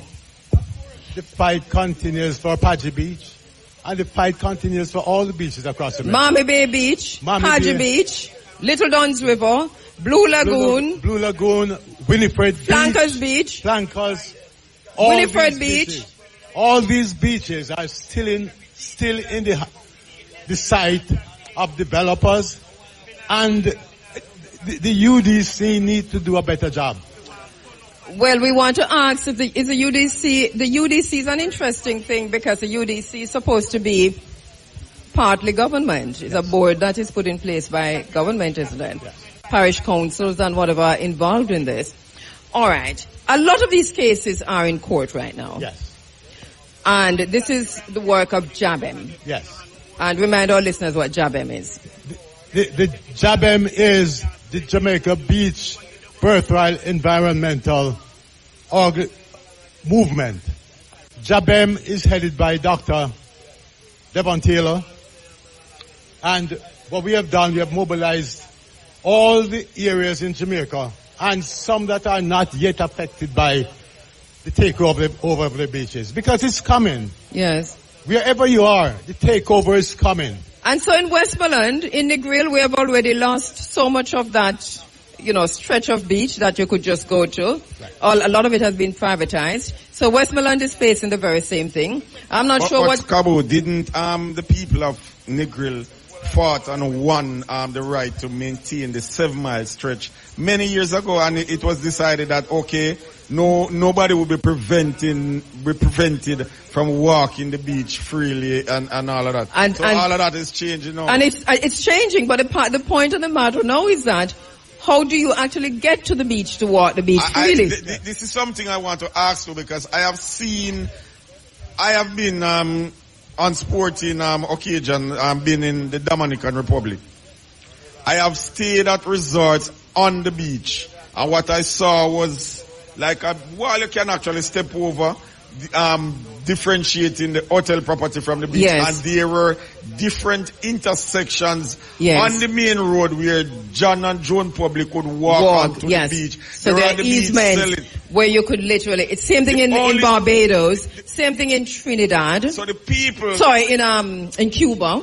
When we were staying at this resort on the beach, when we step over that little block, that little thing and go on the beach, we were mixing and mingling with the people of the Dominican Republic. Yeah, they have created a classist situation to make So it was capitalist. It's open to John and Joan public to use the beach, Yeah. to use the waters, while the hotels So why can't we do like Dominica? Why can't we do like that's what I'm wondering. Cuba? Why can't we do like Barbados? Yes, you own this property, but why can't it be that, it doesn't have to be a driveway, a walkway, a free walkway for the people to use the beach. And you know what, Nick, what is even worse now for us, and I'm just moving away from the sun because it is so Can you imagine we're hiding from the sun, couple? Yes, I mean, when initially it looked like we would be flooded out of here. Yes, it is now hot. I'm literally sweating now. This is quite something. But can you imagine, Nick, that we're at a place now where we're not just losing the beaches, we're losing, Mr. Carr, also the rivers. And we're losing our watershed areas. And so Jamaica is a landlocked country right now. Yesterday, Kabu, I was driving past a watershed and I was reminding Barbara how hard you fought for us to keep that watershed. Now That's a roaring river. Some lovely buildings are going up on our watershed. That's a roaring river watershed. I've always maintained, when I heard about the Mayans and some other people, mankind has always managed to destroy themselves over time. And we do it to each other, because can you imagine that this is where we are now? We're also having another situation, obviously, where Little Duns River, and Nick, I know that your team has been there recently. Yes, Tristan, where are you? Where the team has been down there recently. We need to play Peter Tosh, Equal Rights and Justice, though. Look here. No, sir. No, sir. No, sir. DJ Collision. I think so. I agree. Yeah, we just legalized I totally agree. So much happening here. I saw Andrew just now. Andrew Tosh. Yes. Andrew, where you there? Andrew Tosh, my brother. I think I saw him going out by the gate. So Okay. it might be out by the gate. But I know he's here. So Andrew, we know you're gonna perform later, but want to just have a quick chat with Andrew Tosh. We chatted a while just now when we were on the break. Thank you so much, DJ Collision. What a party, talking about Peter Tosh as we celebrate the life and works of Peter Tosh. So much happening here on the ground. Remember that this is going to go through all the way until about 8 o'clock. Put time on it, Nick.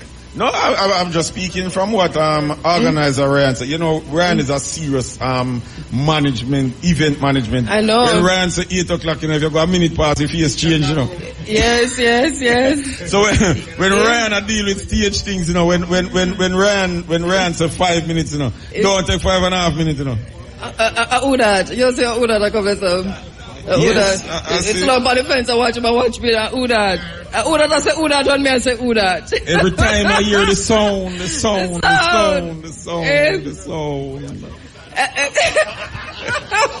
Brother, you know what? You were not here when the night was on us. You were not here when the sun was rising on us. So I know why you come now and make no fuss now. I know why you make no fuss now. Come back up, sir.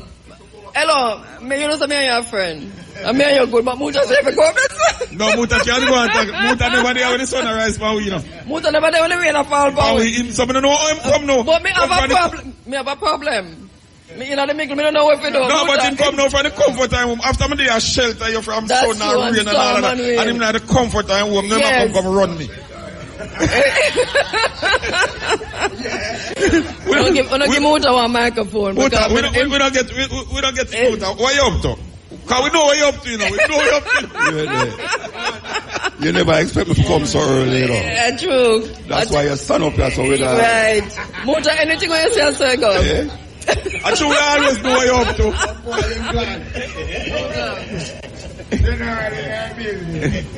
Muta Baruka, William. William. Him do that when him see you. Yes, him do that when him see me. Muta, I'm a neighbor. Me no like how you look at me, you know. Me no like how you eyeball me, star. You want to give thanks to the brethren. A good driver. It's so quick to reach out here. Trust me. That man, Keith a good yoke, man. Keith a good yoke, man. Which direction you come? You come the from? South Coast. Kingston, where I come from. Where you travel the South Coast? Then I must the South Coast. We couldn't go North Coast. We come down. Of course, you gotta go North Coast. You not gonna go up Junction Hill and come down. Go which part? What you mean? Go which part? Junction. No, man, a Junction, a Long Hill. What do this woman, man? Muta is a farmer, St. James, man. You know, you don't pass a them. South Coast we drive for reach. This is the South Coast. I know say look at town and all them places, but me try to figure it out. Like where you go? I'm so St. Catherine, Manchester, St. Elizabeth, and now West. I'm a true word, but we know so we are colonized Ochi. You don't know that word that you know that shade. No, let me show you how colonized Ochi is. Yeah. I came in Norman Manley. I told him it was written on a paper that I'm from such and such place, St. Mary. And the man said, "This is not Ochi." I said, no matter what you want to call it, I said, the man said, "This is Ochi." I said, "Listen, my man, just for your cross bridge, you're not St. Mary." She, when our colonizers left a country, she left the culture, she left the job. Which one? Which one? Shamara. You and Shamara depend this argument about which part where them they keep Sunfest, Sunsplash. Where the show name of daughter, Pass. What, Mary? No, man, you mean down Prairie? She say, I Ochi that. Them Prairie no good Ochi, man. No, me done with you, no. No, look here now. Hold on. I'm trying to explain. Hold on. No, make me explain to Muta. Hold on. You see the colonizers, them always have an explanation why them colonize people. Ochi is a concept. Ochi is a concept. So Ochi is not a place. Where you come from? It's a concept. You know, so long me not see and them thing they have. They have a philosophy. They have a philosophy. If you start quarrel about Druxal, because Druxal are extend. Right now, Druxal nearly start from down a Mystic Mountain and it's soon reach down a Prairie. Long time. All right. No, it was always watching about that. Muta, let me ask you a question. Where's Ochi? She said. Yes. Sentence B, not Sentence B. Arakabesa. Where the one discovery be a Ochi. Yes. Them buy a principle and a watch, man. Yeah. You didn't know that? So Ochi is a concept. Where's Ochi?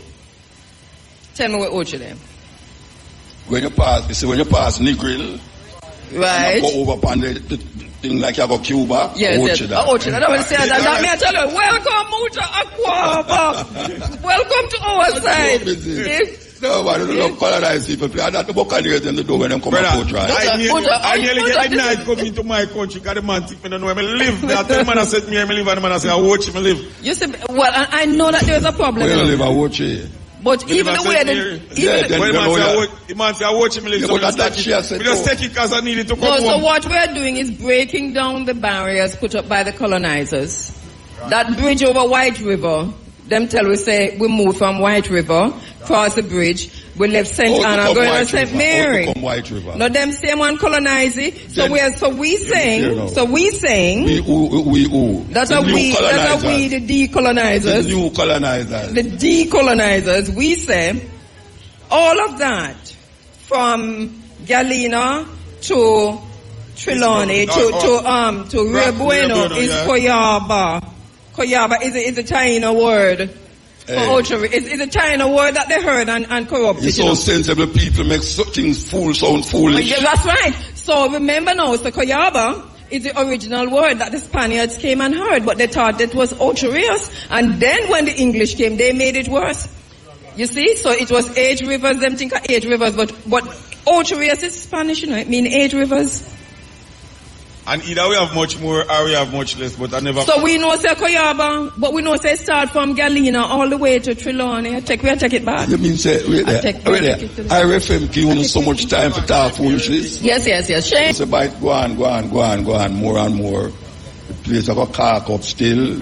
I know people they are still outside there, almost black already. Yes, me want to come out. The car business and all them something there. And we see a whole heap of brethren where a long time I don't see them neither. True. Trust me, long time I have some togetherness I for go on. So, okay.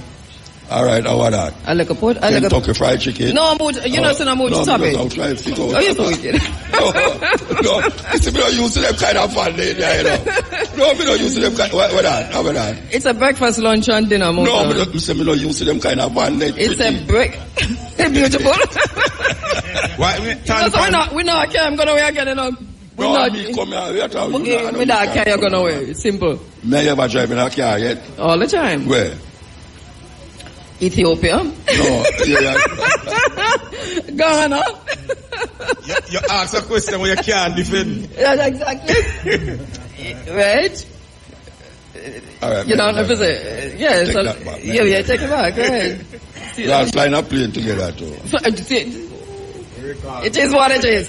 As we come to your live for the Peter Tosh Memorial Gardens. And so what's yesterday, well, Wednesday night too, and Thursday, we did a talk about the nigga them, we are going to celebrate the coming of Caribbean pirate them in a Port Royal. And Peter Tosh have a tune, so you can't blame the youth them. College the youth about Christopher Columbus, so it was a very great man, Marco Polo. You know, most of them man they are Italian, you know. Marco Polo was an Italian. Mm-hmm. Christopher Columbus come from a place named Genoa. in Italy. Mm-hmm. And them have Henry Morgan, what them call it? Morgan Harbour. In a way name there. Alright. So all of that, and we see it and we recognize it now. And we are saying. So them are going to celebrate Port Royal. I am asking all the people them who have picnic. I'm going to say 3 times now, it's the 3rd time I'm going to say. I ask all the people them who have picnic and I go to school. Don't make them dress up on a picnic in a pirate thing and go to Port Royal. Because they will do it, you know. Oh, they do it. And they are going to do it. Don't let them put on a patch by your picnic high and no skull this and go to Port Royal, but them a jump for Morgan and all them people. It's a terrible thing these Negroes do. But I tell you, and this house slave. It is one of the wickedest things that I've seen happen to our people, that we choose an entire week to celebrate our enslavers, our oppressors, the most wicked of them all, the pirates. You know, they call them pirates because it was a misnomer. You know, them say pirate, it have something to do with the sea. But the bottom line is that they were enslavers. Yes. Henry Morgan owned plantations. All of them. Henry Morgan enslaved Africans. He owned about 3 or 4 plantations. He was the wickedest of all because he was a pedophile. Port Royal was the seat of pedophilia. But all them piracy. I grew up in a school for years. So Port Royal was the wickedest place on earth, you know. That's right. I don't know how much I want to hear that. Yeah, man, that's the common. As a matter of fact, that's why the earth will make it wicked. Now these guys will go there, cut out the heart and string it up and all them. So yes. What are them people, man? But you see, the thing about heritage, when we come to Motor, you see, this Heritage Week situation is that Jamaica looks at its heritage in an interesting way. They say out of many one. And according to your poem, only one people. Till the soil, one people collect the kyle. So you say, but the out of many one is an interesting thing because the out of many one include the descendants of them who were the enslavers. Yeah. And them say that is our heritage. Who we allow to set the path. You know, I remember some years ago, the Prime Minister decided he was going to have a Father's Day function at Jamaica House. Of course, many of the persons around him who work with him are ladies. They decided to turn it into a family day. They couldn't give fathers a day. It was the men fraternal or something like that. Or come out and say, no man, give you one day. If the Prime Minister say, man, celebrate fathers, give with the one day. So it's who you allow to set the stage. Right. So you can't allow the children and beneficiaries of the colonizers to decide. But the beneficiaries of the colonizers are what we call the private sector. Yes, so you ask them to set the pace and set the stage. They are going to set it based on their history and to clean up, let them. If you watch TV, witchcraft is now something good. We're celebrating witchcraft on TV. They ask our children to celebrate witchcraft. And but we're not free up Obia. But I mean, no, whatever the white people do. You tell me something new, you know. Where say them celebrate witchcraft? But don't you see the movies? Witches are cool. No, that I'm remember that's where it started. Don't we celebrating Halloween in Jamaica now? We are celebrating. Yeah, but no, October. We are having Halloween parties and Halloween. So we these things are now the norm where we are celebrating things that we know are not of us and didn't benefit us or hurt us. But one of the miseducation and lack of education and the colonized curriculum is one of the reasons why we can celebrate the descendants of the enslavers. It's why we can celebrate piracy with impunity or without impunity. Because the bottom line with us now is that we are celebrating the buccaneers and we're celebrating the pirates. If you ask a lot of Jamaican people who they were, they will never tell you they were enslavers. Why they won't tell you? Because they do not know. Muta, they do not know. So we don't teach our children. I go back to the song you just talked about from Peter Tosh. We don't teach our children that Henry Morgan was an enslaver. Yes. We don't tell them Sam used to rape women and children. We don't tell them. So what was Port Royal? And we want to say to the people of Port Royal, don't take this on. Reject it. Because it's not about you, the people of Port Royal. We are one people. But you must understand that Port Royal is a criminal site.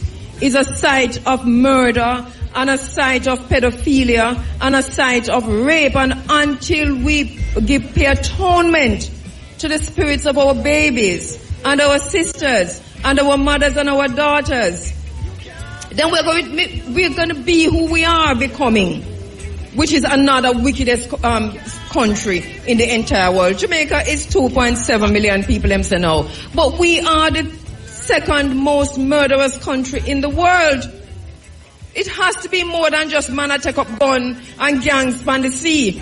I remember some time ago, somebody pointed out that Israel and Palestine were at war, and Jamaica killed more people than they kill between each other then at that point in time, and they were at war. we are killing more people than a lot of countries that are at war now. No, we are killing ourselves because you see the suicide rate. That is problematic. I will know say people just get up and decide to them or kill themselves. As something in them. I react to the things that are outside of them. You know, see, and that is really something. Freddie Clinton did say 40% of the Jamaican population have mental personality disorders. Yeah. So nobody that check it, you know, until now. 2 suicide one last week at 2 hours Sunday. 2 suicide in one day. One in the next I don't know who determining that these people. At what point do they determine this? Because it seems to me as people are finding people and they're saying it's suicide. But who is determining that it's suicide? That them suicide. At what point? Yeah. Who tells that these are? Because a lot of them might not be suicidal. What is what? No, I'm just saying that it's just like you see somebody. We don't say murder, right? Yeah. We say kill because you have manslaughter too. Yeah. So may I say, who is determining that all the cases we're seeing that appear to be suicide? All right, so if I'm not suicide, what do you think it is? It could be murder. It could be murder. Yeah. Yes, it can be murder. No, I don't know. I'm just asking. And I'm not saying it isn't. I'm just asking who making the determination. And sometimes they just work with maybe I watch too much of these things that show what can go. No. Mota, one day I was coming from my home. One day I was coming from my home and just going around the intersection right here to turn up country club. I felt something like palpitation, and I catch up myself, and I said to myself, had I gone straight into that wall and died, some brilliant police officer come over. Speeding is the cause of the... Nobody will check if I had an heart attack and went across. And that is common. Every day you hear them come out. Speed, you hear he lost control of the vehicle, and I'm telling you, slow down. When do we know whether or not the person had an heart attack? And the media is part of the problem, because the media don't wait. The media listen to what the people are saying, because this is the age of social media. And if somebody goes and finds something, they say, the person was hanging, so this is suicide. But you can't determine suicide until the pathologist and all of that say it is suicide. But one of the things all of the uprise of suicide now. Them not investigated before them say no. They talk once they come and say something. A lot of them, not all of them, but a lot of them. So the media is gone. The media has gone on. We have a problem. Which part me study journalism? I'm going to tell you something. You don't report on suicide, because suicide is, as much as the siege, it is contagious. And so when you begin to tell a nation that people are doing that, then people are going to see it as a way out. So we know you don't report on that. Not only don't you not report on that, you also have to be responsible to wait for the pathologist to say, this is it, because somebody can feed somebody something. Yeah. And somebody can... But they know them how to You got one no, but that's true. If you can't find out several years ago in St. James, I was listening to the news and heard that a man killed himself. He was found hanging and killed himself. And I turned to my mother and said, oh, they know somebody kill him and hang him up. Somebody who saw it, the man and his woman had a dispute, and the brother came in and licked him in the head with something and hung him up. And them stage it. And I mean, the news was all over about suicide. Fortunately, the autopsy showed it was, but you don't necessarily hear that. I think we should be more responsible when reporting, and I'm going to call upon my colleagues in the media. I agree with say that we should be more responsible. But what is happening in Jamaica right now is very unusual as it relates to mental sickness. Yes. When you have young ladies, I'm going to show you mental sickness when nobody not check. Mm-hmm. Every video when me look on of young girls are wind up them bottom in front of the camera. That is a mental sickness. Yes, sir. The algorithm lock you in, Muja. The algorithm lock you in. You have to lock out yourself out of the algorithm then. But it's true. How can you have young black women? The only thing them can do. But there was a time when video. Somebody take Muja phone and lock him out of the algorithm. You see the video? Because once you see one, the algorithm lock you in on them, Yes, and them out there for true. The video them where you used to watch first time, the video did not follow the music and the storyline. Yes. So you put a look on a video, it's like a short movie I watch when you watch a video. You see now, the only thing, no care is what the woman, and she not turn around. And it is frightening. She not turn around her front, you know. She turn around her back. Yes, it is frightening. And a wine. And you watch a TV and all you can see is this. It is. I understand. That is not illness. If you watch Lieutenant Stitchie Wear Your Size video, it's like a story from start. You don't get that anymore. Right now, if Stitchie should go back and build that, the girl will be whining from the start to the end. No, do that again. Well.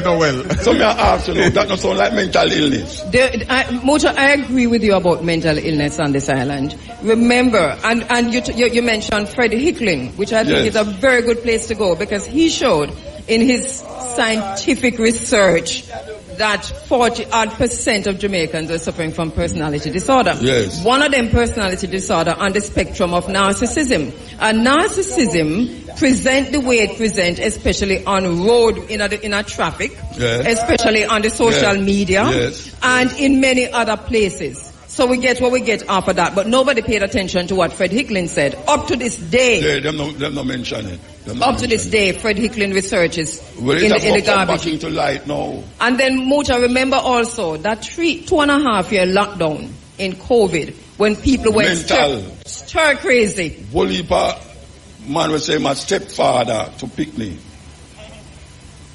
abuse the little girl there. Yes, sure. There's a madness that, and the madness was deliberate. We did supposed to come out mad, and yes. And there's another thing with that thing too, you know, because I remember say a whole lot of people take the vaccine too, and the vaccine they will if it now mad you, it give you cancer. Or it give you heart attack. It crossed my mind when they said, I mean, you know, they saw the change in the suicide rate and all of that. From COVID, I was saying to myself, one out of two things. People felt so, salaries were cut to nearly nothing, and your bills never change, you know, your light bill never the bills are going up. And all your bills going up. Right now, some of us still owe from COVID. What and advertisement get more. Yes. You know? Yes. But ask me about it 5 minutes long. And we did I go over it? My defending parent. I'm not get Shane. No, trust me, man. I'm not get Shane no wrong. You hear that, Shane? So what the question then, what do we do now? Because you see, a stage show, stadium can go on like 32,000 people. 28 seated. Per night, per day, more than 30,000 people. I listen to every different people who depend on IRFM. See? Yeah, man. We have more than 30,000 people I listen every day. Therefore, policy we are working with now, not just man just get up and say, I'm going to lick against mad people and lick against the government. God, the place I get mad. There should be a policy in the structure of the radio station them that speak to this problem. Not just a little one-half thing. Them should be speaking to this problem because what people are listening to IRA. And it is a national problem. I agree with you 100% that there has to be, and everybody can be a part of this. Media has its own responsibility. Individually, as presenters, we do what we can do. But when you go from a policy perspective, it means that the whole programming is different in terms of how you look at mental health. Because it means that you have to reach out to the people who know. Because that's another thing, you know. Presenters can't take it up on themselves to begin to be psychiatrists and psychologists. No, we're not psychiatrists, you know. But presenters are doing it on radio stations across Jamaica where you become psychiatrists. Psychiatrists and psychologists. Come here, I listen to that station then. My TV stuck by Irie. I've been asking them picture. There's a Flow Channel 822. You don't see the picture? No, did you play it? No, man, I radio move up and down and across, and sometimes I watch a pattern. A bad radio, okay. A bad radio, No, it's the TV. But you know what? I listen to radio on the TV too. But there's a little radio on the TV screen. Oh, yes, it moves like that. Yes, Flow Channel 822. Mucha is watching DigiPlay. Oh, okay. No, man, not watching no DigiPlay. No, man, on Flow Channel 822. The radio on the blank TV screen, I mean, it's moving like that. And it moves. But it's only you alone who don't notice. Them a spy for you. OCD. No, man. Them spy for you. Sometimes I try to pick up a pattern. Anyway, so me tell you. It's a problem. It is a problem. And we have to really say, we... It is a problem. Righteous or not. And Mucha, can I just go further to say, it is a regional problem. Yes. And a lot of people are connecting it to COVID. Right? The lockdown and what came after that, right? Yeah. It's just that spike in our mental health problems. So, and our people across we don't hear that conversation coming out of the continent of Africa. Yeah. Them never locked down. Yeah. So maybe there's some truth to it. Yeah. We recognize that it was going to be a problem because remember, as you were talking it in COVID, I was talking about it in COVID, to say, when we come outside of this 2 years lockdown, what we're going to do about the mental health for the people who locked down for 2 years? I had Oscar Della here on my program asking him that, and he dismissed it. Who? The former, he was, is it Oscar Della Haim, the name, Arthur? The former psychiatrist for government. Okay, yeah. I had him on my program. I might be mixing up with the other one. What's the other one's name? But the one who's a former, both of them apologists, one of them, but I had him on the program during COVID, and I asked him, are you concerned that on the other side of COVID, we're going to have a spike in mental health cases? He said no. He dismissed it, you know. Well, see, he dismissed it. He was just doing his political job, I think. Yeah, but we as journalists could have seen it come. Yes. I'm betting, a lot of times, a lot of us see things coming that even the people who know it's true can't say it's true. Which is true to that. Why? That is true. Because but why can't you? Listen, man. I heard my sports editor ask a pastor when they were coming in with gambling on Sunday for an interview to say, what do you think about Sunday gambling no free up? And the pastor laughed. If I want to lose my work. This man worked with government. Gamble. No, he worked with government. So for him to cut against the government from him so my schizophrenic Muta, he wasn't a pastor then. He was a pastor and a government worker who can't cut against the government. But mental health is not something that you should have. So my thing that in a Kabu was that man choosing work over Jesus and tell me to choose Jesus first. But Nick, that had a moral element to it, right? Mental health don't have that. Mental health was something that they should have seen coming. I'm trying to pin it with the psychiatrist or psychologist. But the psychiatrist should have seen this come. No business about choosing work. You are a journalist. Me a journalist. Muta, you a journalist. Nick a journalist? You too. Throw away. A journalist. I was employed as a journalist. You forget say journalism employed as a journalist. I'm promoted to salesman 10 years ago. Yeah, man, I was employed as a journalist. You serious? Yeah. You do a journalist on radio? Yeah. For Irie? Yes. I wish for me today. Me don't know. No. So all them Tuesday night when you had a cut teenager, you see me pass through the studio when you're upstairs. What you think me did there do? A security. Maybe. All right, sir. Mr. Young used to pass through like him working at the garden. Well. So the point I'm making. So the point I'm making. You listen to Muta good enough. The little thing that we must say on them boys, like sort of say, it's a big league. Muta, I feel like I want to play one song for government and them people. Yeah. Which part? One Peter Tosh. What? Recently? No, man. A long time I'm doing it, man. I must go down and prison do it from. I don't know it. Well, I wanted to notice I kind of look at him when he said that. Oh, you're on the way to do something for come back? He want to burn me out, man. But I mean, he can't go. After you deal with Peter Tosh, you can't burn me out. I mean, start the fire out. Yes. Sound away there. What happened is that I really deal with the community development. So I'm the president for the CDC in the area. That's an SDC project? Well, not so much SDC. We as a community came together. 1988 underneath a tree, crossed the road over KD's keg and organized ourselves. And we have been organized since then and have been really assisting ourselves in growing the community. Yes. So what is the feeling of the community and the thought of making this Peter Tosh town, a Peter Tosh village, even renaming the high school, Belmont Academy, Peter Tosh Academy, or Peter Tosh High? No, we have had many discussions. And even this morning I heard a discussion. And the discussion was Belmont versus Bluefields. It was quite interesting. Well, what happened is that Bluefields is the community and Belmont is the district. Okay. Yeah. So that is it. So the Bluefields, it has 10 districts.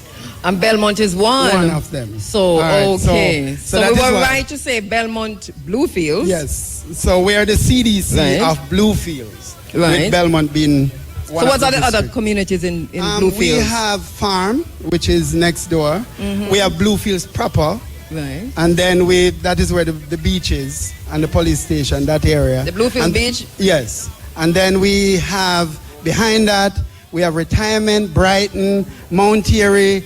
We also have Robbins River, McAlpine, So you have access to Bluefields Beach? Bluefields Beach. That's a sore one. What's sore about it? I just want to let you know that myself and 5 others actually took a property owner to court. And we were in court and it was about access. Because right in the middle of COVID, we saw a fence went up. And we said, no, the people need to have access.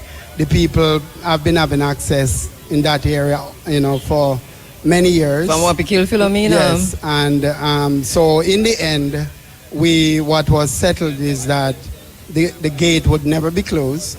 Okay. And no one should be turned back from any part of the beach. So that is still in effect now? Yes. So we actually did that. That's how serious brilliant, we are. Brilliant. And that was through the court? And that was through the court. Brilliant. Right? So lawyer Lambert Johnson volunteered in order to take the case for us. And he took the case, and I can tell you that even though it was long and drawn out, we stood our ground and we came out. And brilliant. Yes, because brilliant. The beach is 1.25 miles from where we're standing. About 10 minutes? Yes, down the road. I'm not 10 minutes. 1.25 miles. Probably about 3-4 minutes. Yes. Oh, 3-4 minutes. All right. So in terms of community development, we are saying, and I've been saying to Nyambe and the team, that we want to see this event being an annual one. We would love to see it reach a week of event, leading up to today.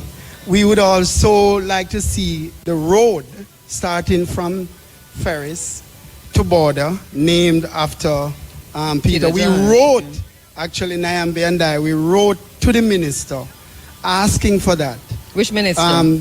We wrote to Minister Babsy Grains, and we also wrote at the time the person who was in charge of the Ministry of Roads. But to date, we have not heard anything. We're also saying now we step it up, and we're saying Belmont, the district of Belmont, should be named the Peter Touch town. But the point you make about Ferris is important, because Ferris is the name of an enslaver. Yes. Well, there you go. And the enslaver name is? Well, most of the streets, if you go throughout the area, most of the street, there's another property next door, Mount Edgecombe. Here is actually Belmont is French. The French had it. Belmont. And yes. Jamaica. Everywhere you turn. Yes, yes. Everywhere you turn. So the intention is to rename a lot of it, and we think we can start with the road. There's a reef that is out, a mile out from here when you look out. And we know it growing up as more reef. All of a sudden, I notice it's now called Peter Touch Reef. Well, so I'm like, we're getting there slowly. The only thing that if it's not in the, what them call it, the gazette, if it's not gazetted, then we still have a little problem. Yes, we need to get it's there. to get the things changed properly. So our intention is to work with the family to continue to make this town Peter Touch town. I'm constantly, 1 year, Jack Hallow and I, we wrote some signs, and we put one at each end of the community, and you see this big sign, legalize it. That was actually our project, because we said this is the home. We feel like this is the home of the movement. Yeah, so why you take them down? We need to read, because it was Solitex, so we need to. So we need good material. Yeah, we need some good material. But we said this is the home of the legalization movement. Yes. And we want to make it so. I went to Negril and said that, and Negril wasn't too happy. Well, Negril can't say with that. But look here. Well, again, when I said it, I guess they felt like most of the things that have to do with herbs and discussion was yes. And we're saying no, this is where we sent a brother out to speak on it, and he was speaking on it when nobody else was willing to say, listen me, we need the legalization, even though it is now decriminalized to a small and amount. Not really. A small amount, because when it happened, I actually said to the powers that be, I said, okay, you're giving me 2 ounces, but you're telling me to plant 5 trees. May say you ever see 5 trees of herb? No. 1 tree at about 5. Exactly. You ever see 1 tree yet? So I actually asked then, I said, should we take out the 2 ounces and then take the rest to the station and ask the police to keep it? And when we need with 2 ounces, we go out there for it. Because it must be that. It must be that. I don't know, because how can it be? So we want to see legalization. Yeah. Everybody wants to see that, but you know them people that stay, them smoke it when them have got something. We have to take a break. Just okay, we'll take a break and come back. Reggae radio station, rocking to the nation. The time on Irie FM is 8:21. Ghana just coming in from Ghana. That's a hijack without gun. Yeah, man. I begin to go up. Yes, very good, Sister Kabu, you know. It was a joy to be on the motherland every time I go. So, you know, we're back at Jamrock, you know. But, yeah, man, Ghana is definitely the gateway to Africa. That is what you want to say by a plane? Well, every time you say, you just have come from Africa, you just have come from Ghana. Yeah, well, you know, sometimes you just go with the current motor, you know. You have a wife long there? Huh? You have a wife long there? Well, no, we have no, you don't have a wife. You don't have a wife. You have a man won't say yes, you know. Even if I interrupt him, I tell you yes, and I can say we have some. We just leave it at that. I don't have. That's the point I'm taking. So, quickly, because of the time, you have the October 23. You mentioned it earlier. The Peter Tosh Symposium. Just remind us of how, who, when, where. Yeah.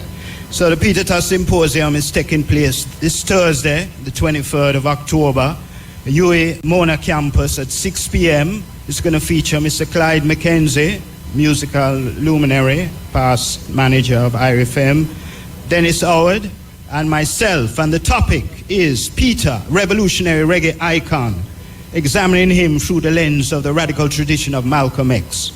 Because, you know, some of us see him as coming through that tradition because he was, you know, unapologetic and very direct, revolutionary icon, you know, activist-minded. The equal rights, which is the theme of today, stands to that legacy. And once again, that's going to be on the 23rd, where? UA Mona Campus, Neville Hall Lecture Theatre, 1, and that's 6 p.m. So this Thursday coming, 6 p.m., Neville Hall Lecture Theatre, UA Campus, and we'll have some musical performances as well. Fred Locks, Carbon, Asante, Amen, and some others. So we give thanks. All right, thank you so much. Thank you so much, Michael. You're going to be here for the day? Yes, man. Yeah, man. We are celebrating. I'm here. You've been coming for a while, don't it? I mean, in terms of the events here. Was she here as a baby? Yeah, I was. Look at you. I'm recognizing her. Mucha in my mark. As a little baby. So you literally grew up coming to these events. How do you feel about today? I've definitely seen the growth. I remember in the beginning stages, like when the museum first opened up and how that was. So just seeing the growth and the progress and having it on the property is definitely special. She's just as intelligent as her mom, I'm telling you. All right, where do you want to see this go? I'm not sure. I feel like sky's the limit. There's no really... She answered just like Diambe. Sky's the limit. There's no glass ceiling. Thank you so much. Thank you so much. Thank you. I remember her. She's like my own little child because she's been coming. Yes. I'm sorry if I'm treating you like a baby still, but this is how I remember her. Well, all right. When you get older, that's a thing everybody a baby. I know, don't you? Yeah. You think me not gonna say? I can't baby too. Yeah, my baby. All right, so I know that the brothers are here from. Who do we have? Where is Andrew Tosh? Andrew. Yes, and the after party. Oh, you're from the after party? No. See the after party person. Tell where you're from. I'm from NHW and also in partnership with Jabem. So my name is Jamikes. Okay, come this way, Jamikes. Yes, and as my bag says, stand up for your rights. And we are telling every Jamaican that this piece of land of way, and we have to stand up for it. Every inch, every corner of everyone. So, which parish are you coming from? I come from Jamaica. I've lived in so many parishes. I mean, for today? For today, I'm from Falmouth, Trelawney, but also in solidarity with the people from Duns River. Yesterday, I was speaking to the residents of Duns River, and to see that, let me first say... Little Duns River, before then contact Yes, be clear. Little Duns River, but let me say, I greet everybody here in the name of our ancestor, Marcus Messiah Garvey, and he said, justice is greater than the law. And if there's no justice within the law, then the law wouldn't make any sense to us as human beings. No, man, we have the same link and tribe. Big up to Jabem, big up to Dr. Taylor. he has not only been advocating. Let's get you on the camera because you have a back to the camera. Yes. He's not only advocating for beach access right, he's also advocating empowering the Jamaican people.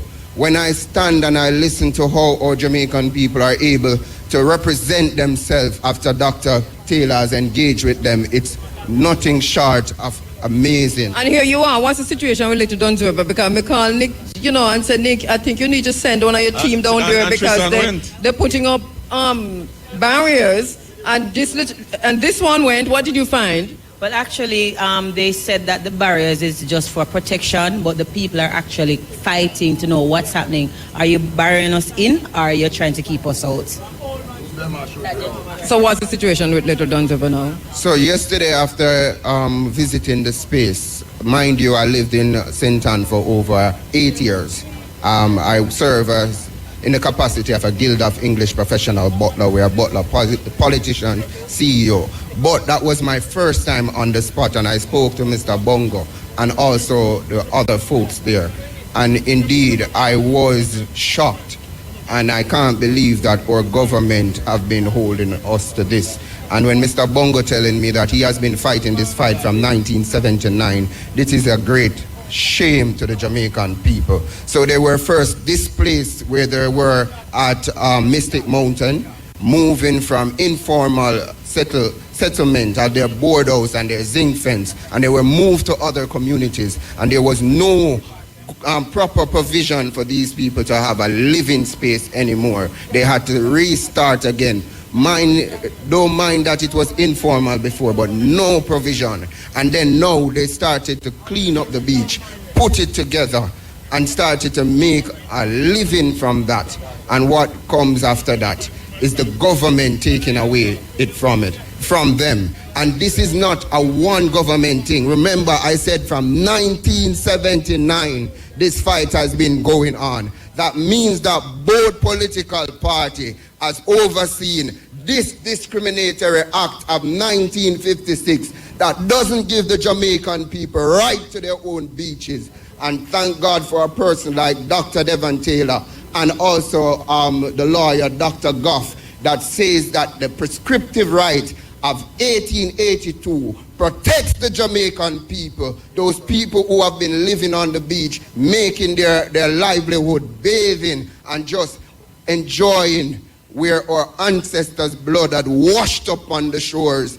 Our government is taking away that from the people. And the man said his 50-year-old son grew up on the beach. Come on, Jamaica, where we are accept. And this is Little Duns River, while it is in the court. This is Little Duns River. Guess what? The people of the community have our government in court for the right to free land. No, let me say that again. The people of Jamaica, the government that we vote in, and their mandate is to protect and preserve. We have to fight to exist in our land. We should not have that anymore. And I believe that it must end. Thank God, as Marcus Garvey said, the pen is mightier than the sword. And in that courthouse, they shall never win the Jamaican people because our ancestors are with us. Yes. All right, Gabo. We are from the Miami Bay Beach. And we are... Well, so you were talking about Little Duns River. We're talking about the Miami Bay Beach. They come and building up this big facility, and they're trying to take away our rights.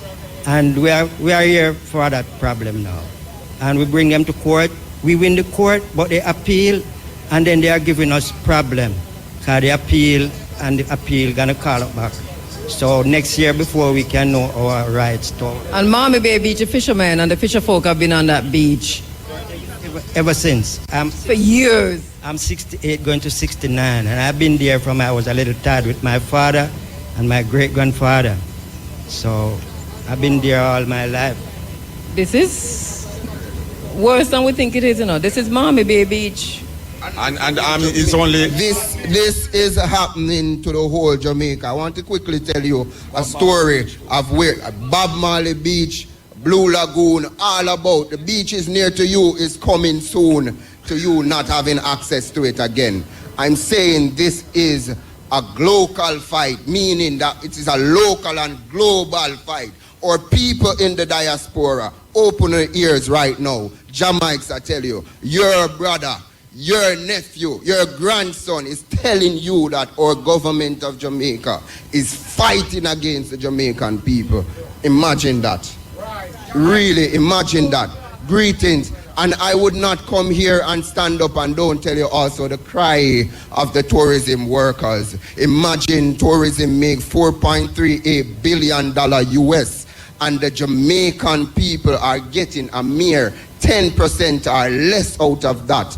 The people who come here to exploit our heritage and our culture, because tourism is an intangible product, meaning that it's not something physically you can touch. And the way we say yeah man, and the way how we cook with pot, and the way how we dance, and the way how we sing, and the way how we just operate a fairy one, and they're taking away that from us. But guess what? Who is allowing this?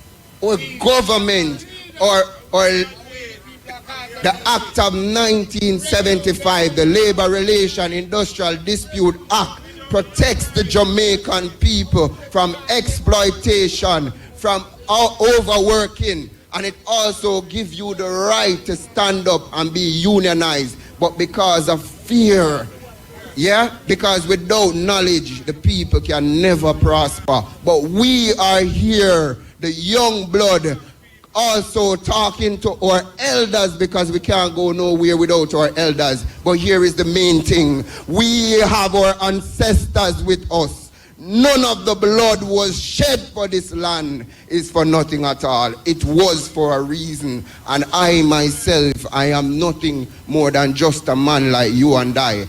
The little knowledge that I have is just a drop in the ocean. And this fight can never be done and be won if all Jamaicans don't see that this is a problem. Yes, sir. Up on the ground, man. We're so here. Collision, Bob Marley, you know. You know Bob Marley song, don't it? We gotta work something about a work to do. We can work it out. It's not that one. Anyway, but no, we got a work to do. You know something else, Moja? You were saying something else? Okay. So we want persons to know, we keep talking about, we finish here after the documentary about 8 p.m. So when we would have left here later on, we're supposed to be... That's why you keep saying 8 o'clock and we have after party. Then in public? Yeah? In public? Tell us about your after party, boss. Yeah, man, we have, it's like next door, we have the Blue Ocean Restaurant and Bar. That's where the official after party. We have live bands here started at 9 o'clock. So all of we can come? Yeah, man, everybody invited. 9 o'clock over Blue Ocean. No, it's all free. Your music too? DJ. Okay. So what's going to happen there? Break it down first. Well, I talked to Beanie Man. Beanie Man said him coming by to give us a strength when he leave here. Yeah, man, Beanie Man will leave here. And we have a live band tonight starting at 9 o'clock. So we have some special guest artists passing by to perform live on the bands, and then we have 2 DJ finish off the night, but 1, 2. So we're asking everybody to come down and celebrate, continue the celebration. You know. As a man in the community, I know you're involved in what's happening here today. I saw you spreading out cheer, the decorating of the community and all of that. Tell us about what does it mean to you, what the family is trying to achieve with the community in terms of making this a Peter Tosh town, and what does it mean to you as a businessman in the community? Boy, we can't ever explain, because this big on all of us, the Peter Tosh movement, yeah. Because traveling the world, more time just traveling and hear the powers of Peter Tosh is an honor to just be here and be a part of it, you know. Because you know one of our great this. And the whole world accept it, so it's an honor to be a part of it, and we love what the foundation and the whole community love to see what's going on. We're all behind it, and it's a beauty to see what's going on today. And big up to the IRFM crew. Give thanks. Big up every time. We look forward to the after party. Is here. Muta, you got an after party? You got an after party? Oh, the Belmont Academy High School, you know, right here in the community. That's the next big things. So, Belmont is a great community, and we love to see what's going on. And big up to the great Peter Touch again. It's a great honor. All right, so there are. I have you there. When I just I have you on the stage, man. Is on the stage no, we right want to now. talk to him. Yes, my brother. No, we want to talk to Ivy. Let me just anybody right. So, yeah, all right. So we're kind of boxed in here, right here. But I have he's supposed to can hold a mic on the stage, and because the stage comes through the system as well. I have he. Yeah. Greetings. Hey, how you doing, my brother? How you doing? I'm here, Blessed Love Fine Artist Delroy Millwood, you know. Delroy Millwood Fine Artist. That means I have my t-shirt. Thank you, sir. There you go. Tell us about it. Well, this is a painting of the Captain Chore, you know, and we're here talking about the rights of the Jamaican people. And I noticed that no promotion, no media coverage of the great Chore. I guess the system is so afraid. I read from the media. Excuse me? I read from it's not a media. Well, I'm talking about the TV, the news media, like, you know, them, you know, I'm not call on them, you know? All right, loud them. But the thing is, I am seeing such a great story going on about this captain and nothing in Jamaica. You know, I watch TV, I'm not seeing nothing at all. So I'm saying, I guess they are so afraid of the spirit because injustice is all around Jamaica. Me the young virgin talk a little while and me just see injustice all over. So that's the thing that they're afraid of, the Chore-ites, the Chore spirit. So me I promote it. The whole of Spanish Town right now, I beat down the festival because them hear me on the radio again and talk about Chore. We got the youth them over Thailand where I get them t-shirt, and the youth them over De La Vega, we get them t-shirt where I look at politics, togetherness, Chore-ites. All right, and the youth right there so we get our t-shirt. Have you Mike? Coming up shortly. Right. Give way a few seconds. We talk with IRV. I might reach him right now. Let me say something before IRV. Yes. Brethren, you see a whole heap of things where you say on YouTube where them say, Toria say, AI, you know. That's true. All the people that will say meat, and we might talk to our AI. So that's you have to watch it when you repeat. Yeah. So Tory said this and Tory said that. Yeah, that's that. Yeah. All right, we have IRV, you know, Cabo. Greetings, IRV. Yes, greetings again, Cabo, Mota, whole family. Yeah, man, blessed man. Every time. IRV, up on the stage, you know, about how far from with that? Call that 80 meters. You can measure things in the next. Yeah, man, it's about 20 meters short of Usain Bolt distance. Okay, there you go. Yes, IRV, look here, so we don't say go to Nabingi shortly, but Peter Touch we talk about, as you know, and one of the things that I know that you are totally involved in is one of the issues we raise here, so which is equal rights and justice. Obviously, one of the issues that we have is the extent, you know, when a brother was talking earlier, I think it was Nyambe who was talking actually, about the plans for here. It struck me suddenly that in an era like this, we don't even have one of the dispensaries. I mean, on a Peter Tosh venue, if you will. And I don't know if there's any in the grill. But what do you think is a reason for the extent to which the Jamaican people, Rastafari in particular, is being locked out of the industry? The ganja industry. All right, give thanks to that question, Cabo. But I must realize that the slave master and the colonizer will never give I rights. I have to fight for it. And I give thanks that right now we are here in Peter Tosh Memorial Garden. And to me, Peter is one of the most, if not the most iconic individual to come out of Westmoreland. And the most radical musician to come out of Jamaica. So I know that people, and Westmoreland people also in particular, have a responsibility to make sure, because ganja, Peter was a man that stood up for herb. If it's one thing Peter Tosh is known for, is that he stand up for herb.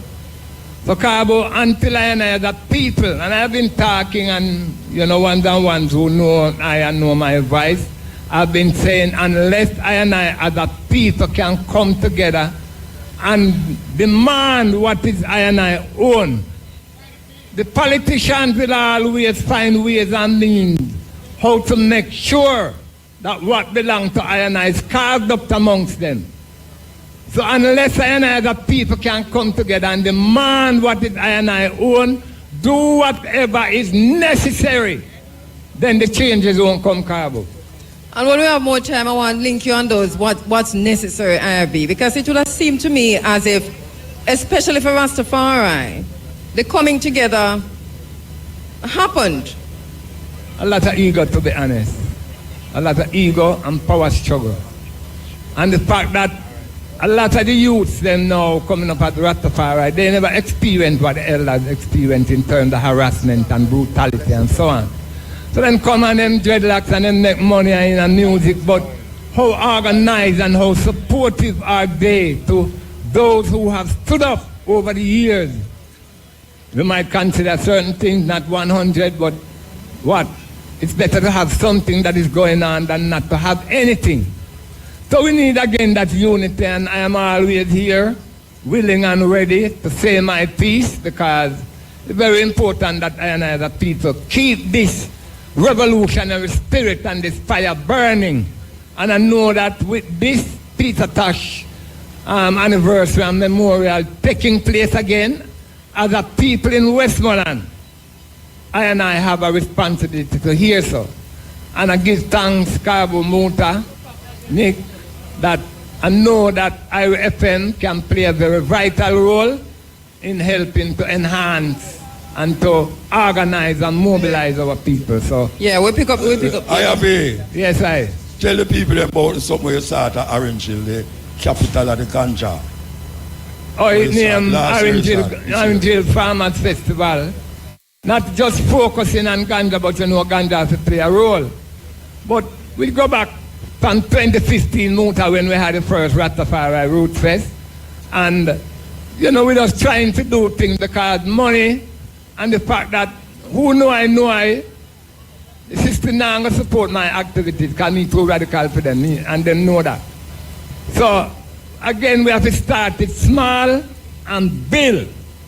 But I know that I and I have the ability to empower ourselves and to build whatever we want. I have that confidence in my people.